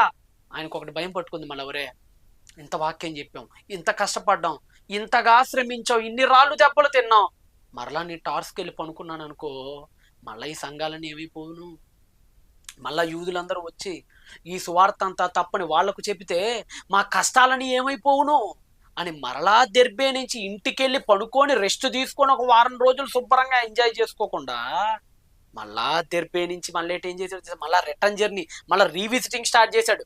మళ్ళా దెర్బే నుంచి మళ్ళీ లిస్ట్రా వెళ్ళాడు, అక్కడ నాయకుల్ని సంఘాన్ని ఏర్పాటు చేశాడు. మళ్ళీ లిస్ట్రా నుంచి మళ్ళీ పైన ఐకోనియం వెళ్ళాడు, అక్కడి నుంచి మళ్ళీ యాంటియోకి వెళ్ళాడు, అక్కడి నుంచి మళ్ళీ పెర్గేకి వచ్చాడు, అక్కడి నుంచి మళ్ళీ ఎటాలియాకి వెళ్ళాడు. మళ్ళీ అప్పుడు ఎటాలియా నుంచి మళ్ళీ 500 కిలోమీటర్ల సుదీర్ఘ ప్రయాణం చేసి చేసి చేసి చేసి మళ్ళీ అప్పుడు సెలూకైకి వెళ్ళి అప్పుడు యాంటియోక్ సంఘం దగ్గరికి 1.5 years పట్టిందండి. 1.5 years పట్టిందండి మొత్తం ప్రయాణం. మొత్తం 1.5 years ప్రయాణంలో భాగంగా వెళ్ళేటప్పుడు చక్కగా వెళ్ళారు, వచ్చేటప్పుడు దెబ్బలతో, గాయాలతో, రక్తం కారిపోతున్న గాయాలతో తిరిగి వచ్చారు. కానీ మంచి వార్తను మోసుకొని వచ్చారు, కొన్ని పదుల సంఘాలను నెలకొల్పి వచ్చారు. ఆ విధంగా చాలా గొప్పగా ఘనంగా ఆత్మల రక్షణార్థమై సాగినటువంటి ఆ సేవ ఈరోజు ప్రపంచ క్రైస్తవ్యానికి ఊపిరి పోసింది. ఈరోజు ఇన్ని వేల మిషనరీలు ప్రపంచవ్యాప్తంగా వెళ్ళటానికి ఒక మాదిరిగా నిలబడింది పౌలు గారి మొదటి మిషనరీ ప్రయాణం. కాబట్టి మీకు చాలా క్లియర్, మీకు మిషనరీ జర్నీలు అర్థమైతేనే పత్రికలు అర్థమవుతాయి. మళ్ళీ చెప్తున్నా, మీరు ఎఫ్ఎస్సి పత్రిక 1000 సార్లు చదవండి మీకు అర్థం కాదు, గలతీ 10 లక్షల సార్లు చదవండి మీకు అర్థం కాదు, కొలసి 100 సార్లు చదవండి మీకు అర్థం కాదు. మీకు పత్రికలు అర్థం కావాలంటే మిషనరీ ప్రయాణాలు అర్థం కావాలి, మీకు పత్రికలు అర్థం కావాలంటే అపోస్తుల కార్యాల గ్రంథం అర్థం కావాలి. కాబట్టి దానిలో భాగంగా ఈ మొదటి మిషనరీ ప్రయాణాన్ని ఈరోజు మీ ముందు సాధ్యమైనంత మట్టుకు విప్పి చెప్పా. వాస్తవానికి ఇప్పుడు నాకు మరలా జర్నీ ఉంది, చాలా దూరం వెళ్ళాలి, అందుకనే కాస్త స్పీడ్గా చెప్పాను, కానీ ఆలోచించేటువంటి ప్రయత్నం చేయండి. ఇక నెక్స్ట్ ఇది అయిపోయింది కదా, ఫస్ట్ మిషనరీ జర్నీ అయిపోయింది. నెక్స్ట్ సెకండ్ మిషనరీ జర్నీ ఉంది. అయితే దానికంటే ముందు ఈ ఫస్ట్ మిషనరీ జర్నీలో భాగంగా బైబిల్ ఏంటి ఎలా పడితే అలా చదివితే అర్థం కాదండి. చాలా మంది ఏం చేస్తారంటే ఏది చదివేసుకుంటూ వెళ్ళిపోతుంటారు, ఇక అనవసరం వీళ్ళకి. ఆ థీమ్ ఏమి రన్ అవుతుందో వీళ్ళు ఆలోచించారు, అందుకని బైబిల్ అర్థం కాదు. చాలా మందికి బైబిల్ ఎందుకు అర్థం కాదు అంటే, నేను నిద్రలో లేపడిగిన బైబిల్ చెప్తా, విత్ రెఫరెన్స్ యొక్క కాంటెక్స్ట్తో సహా చెప్తాను నేను. ఎందుకంటే థీమాటిక్గా నేను బైబిల్ చదివా, పర్ఫెక్ట్గా థీమ్ ఎలా ఉందో అలా బైబిల్ చదవాలి, అప్పుడు మీకు బైబిల్ బాగా అర్థమవుతుంది. కాబట్టి థీమాటికల్తో పాటుగా క్రోనలాజికల్గా మీరు బైబిల్ చదవండి. బైబిల్ సెట్టింగ్ అనేది క్రోనలాజికల్గా జరగల. మళ్ళీ చెప్తున్నా, మత్తయి నుంచి ప్రకటన గ్రంథం వరకు జరిగిన సెట్టింగ్ క్రోనలాజికల్ సెట్టింగ్ కాదు. మీరు ఏదో రోమాపత్రిక మొదట ఉందని రోమాపత్రిక ముందు రాశాడని, లేదంటే గలతీ పత్రిక ఎక్కడో వెనకుంది కాబట్టి గలతీ పత్రిక ఎప్పుడో తర్వాత రాశాడని మీరు అనుకోకండి, అలా కాదు రాయబడింది. బైబిల్ని క్రమబద్ధీకరించాల్సిన విధానం వేరు. మొదటి మిషనరీ ప్రయాణం 13 అపోస్తుల కార్యాల గ్రంథం 13వ అధ్యాయం 4వ వచనంతో స్టార్ట్ అయ్యి 14వ అధ్యాయం 26వ వచనంతో ఎండ్ అవుతుంది. 16వ అధ్యాయంలో సెకండ్ మిషనరీ స్టార్ట్ అవుతుంది. 14-26లో ఫస్ట్ మిషనరీ ముగిసిపోయింది, మళ్ళీ 16లో సెకండ్ మిషనరీ స్టార్ట్ అయింది. కానీ మేము నెక్స్ట్ సెకండ్ మిషనరీ ప్రయాణం చెప్పట్లా. ఎందుకు అని అంటే కావాలని చెప్పట్లా, అక్కడ ట్విస్ట్ ఉంది. ఈ మధ్యలో ఏదో జరిగింది, ఫస్ట్ మిషనరీకి సెకండ్ మిషనరీకి మధ్యలో ఒకటి జరిగింది. ఏం జరిగిందో తెలియాలంటే లూకా గారు ఒక ట్విస్ట్ పెట్టారు. ఆ ట్విస్ట్ మీకు అర్థమైతేనే ఆ మధ్యలో ఏం జరిగింది అనేది మీకు అర్థమవుతుంది. కాబట్టి ఇప్పుడు మీరు ఒక పని చేయండి, మొత్తం ఇప్పుడు నేను చెప్పిన ప్రతి ప్రాంతాన్ని ఈ వీడియోని 1-2 సార్లు వినండి. నేను కోట్ చేసిన ప్రతి ప్రాంతం గురించి 1-2 సార్లు క్షుణ్ణంగా విని ఆ ప్రాంతాలని మీ బ్రెయిన్లో ఎక్కించుకోండి. ఆ తర్వాత మీరు గలతీలకు రాసిన పత్రిక చదవండి, గలతీ మొత్తం చదివేయండి. అయితే ఈ మధ్యలో ఏం జరిగింది, ఎలాంటి పరిణామాలు జరిగాయి, పౌలు అండ్ బర్నబా తిరిగి మళ్ళా అంతియోకీకి వెళ్ళిపోయిన తర్వాత ఎలాంటి క్రూర మృగాలు ప్రవేశించాయి ఆ ప్రాంతాల్లో, ప్రవేశించి ఎలా చెరిచారు, వాళ్ళని ఎలా చెరిపారు, వాళ్ళని సువార్త నుంచి ఎలా దారి మళ్లించడం స్టార్ట్ చేశారు, వాట్ హ్యాపెన్ నెక్స్ట్ అనేటువంటి విషయాలన్నీ నెక్స్ట్ గలతీయులకు రాసిన పత్రికలో మరి మన ఎగ్జిక్యూటివ్ బి విజయ్ ద్వారా మీకు నెక్స్ట్ పత్రిక వివరణ జరగబోతుంది. ఐ థింక్ అక్టోబర్ నెల ఫస్ట్ వీక్లో అది మీ ముందుకు రావచ్చు అని అనుకుంటున్నాం, ఒక 1 డే అటు ఇటుగా. అందరికీ ధన్యవాదాలు, సెలవు. వచ్చే ఎపిసోడ్లో మళ్ళీ మనందరం కలుద్దాం. I'm Ram Samson from MSM updates. Be the రష్యం లైట్ రోడ్. బాయ్.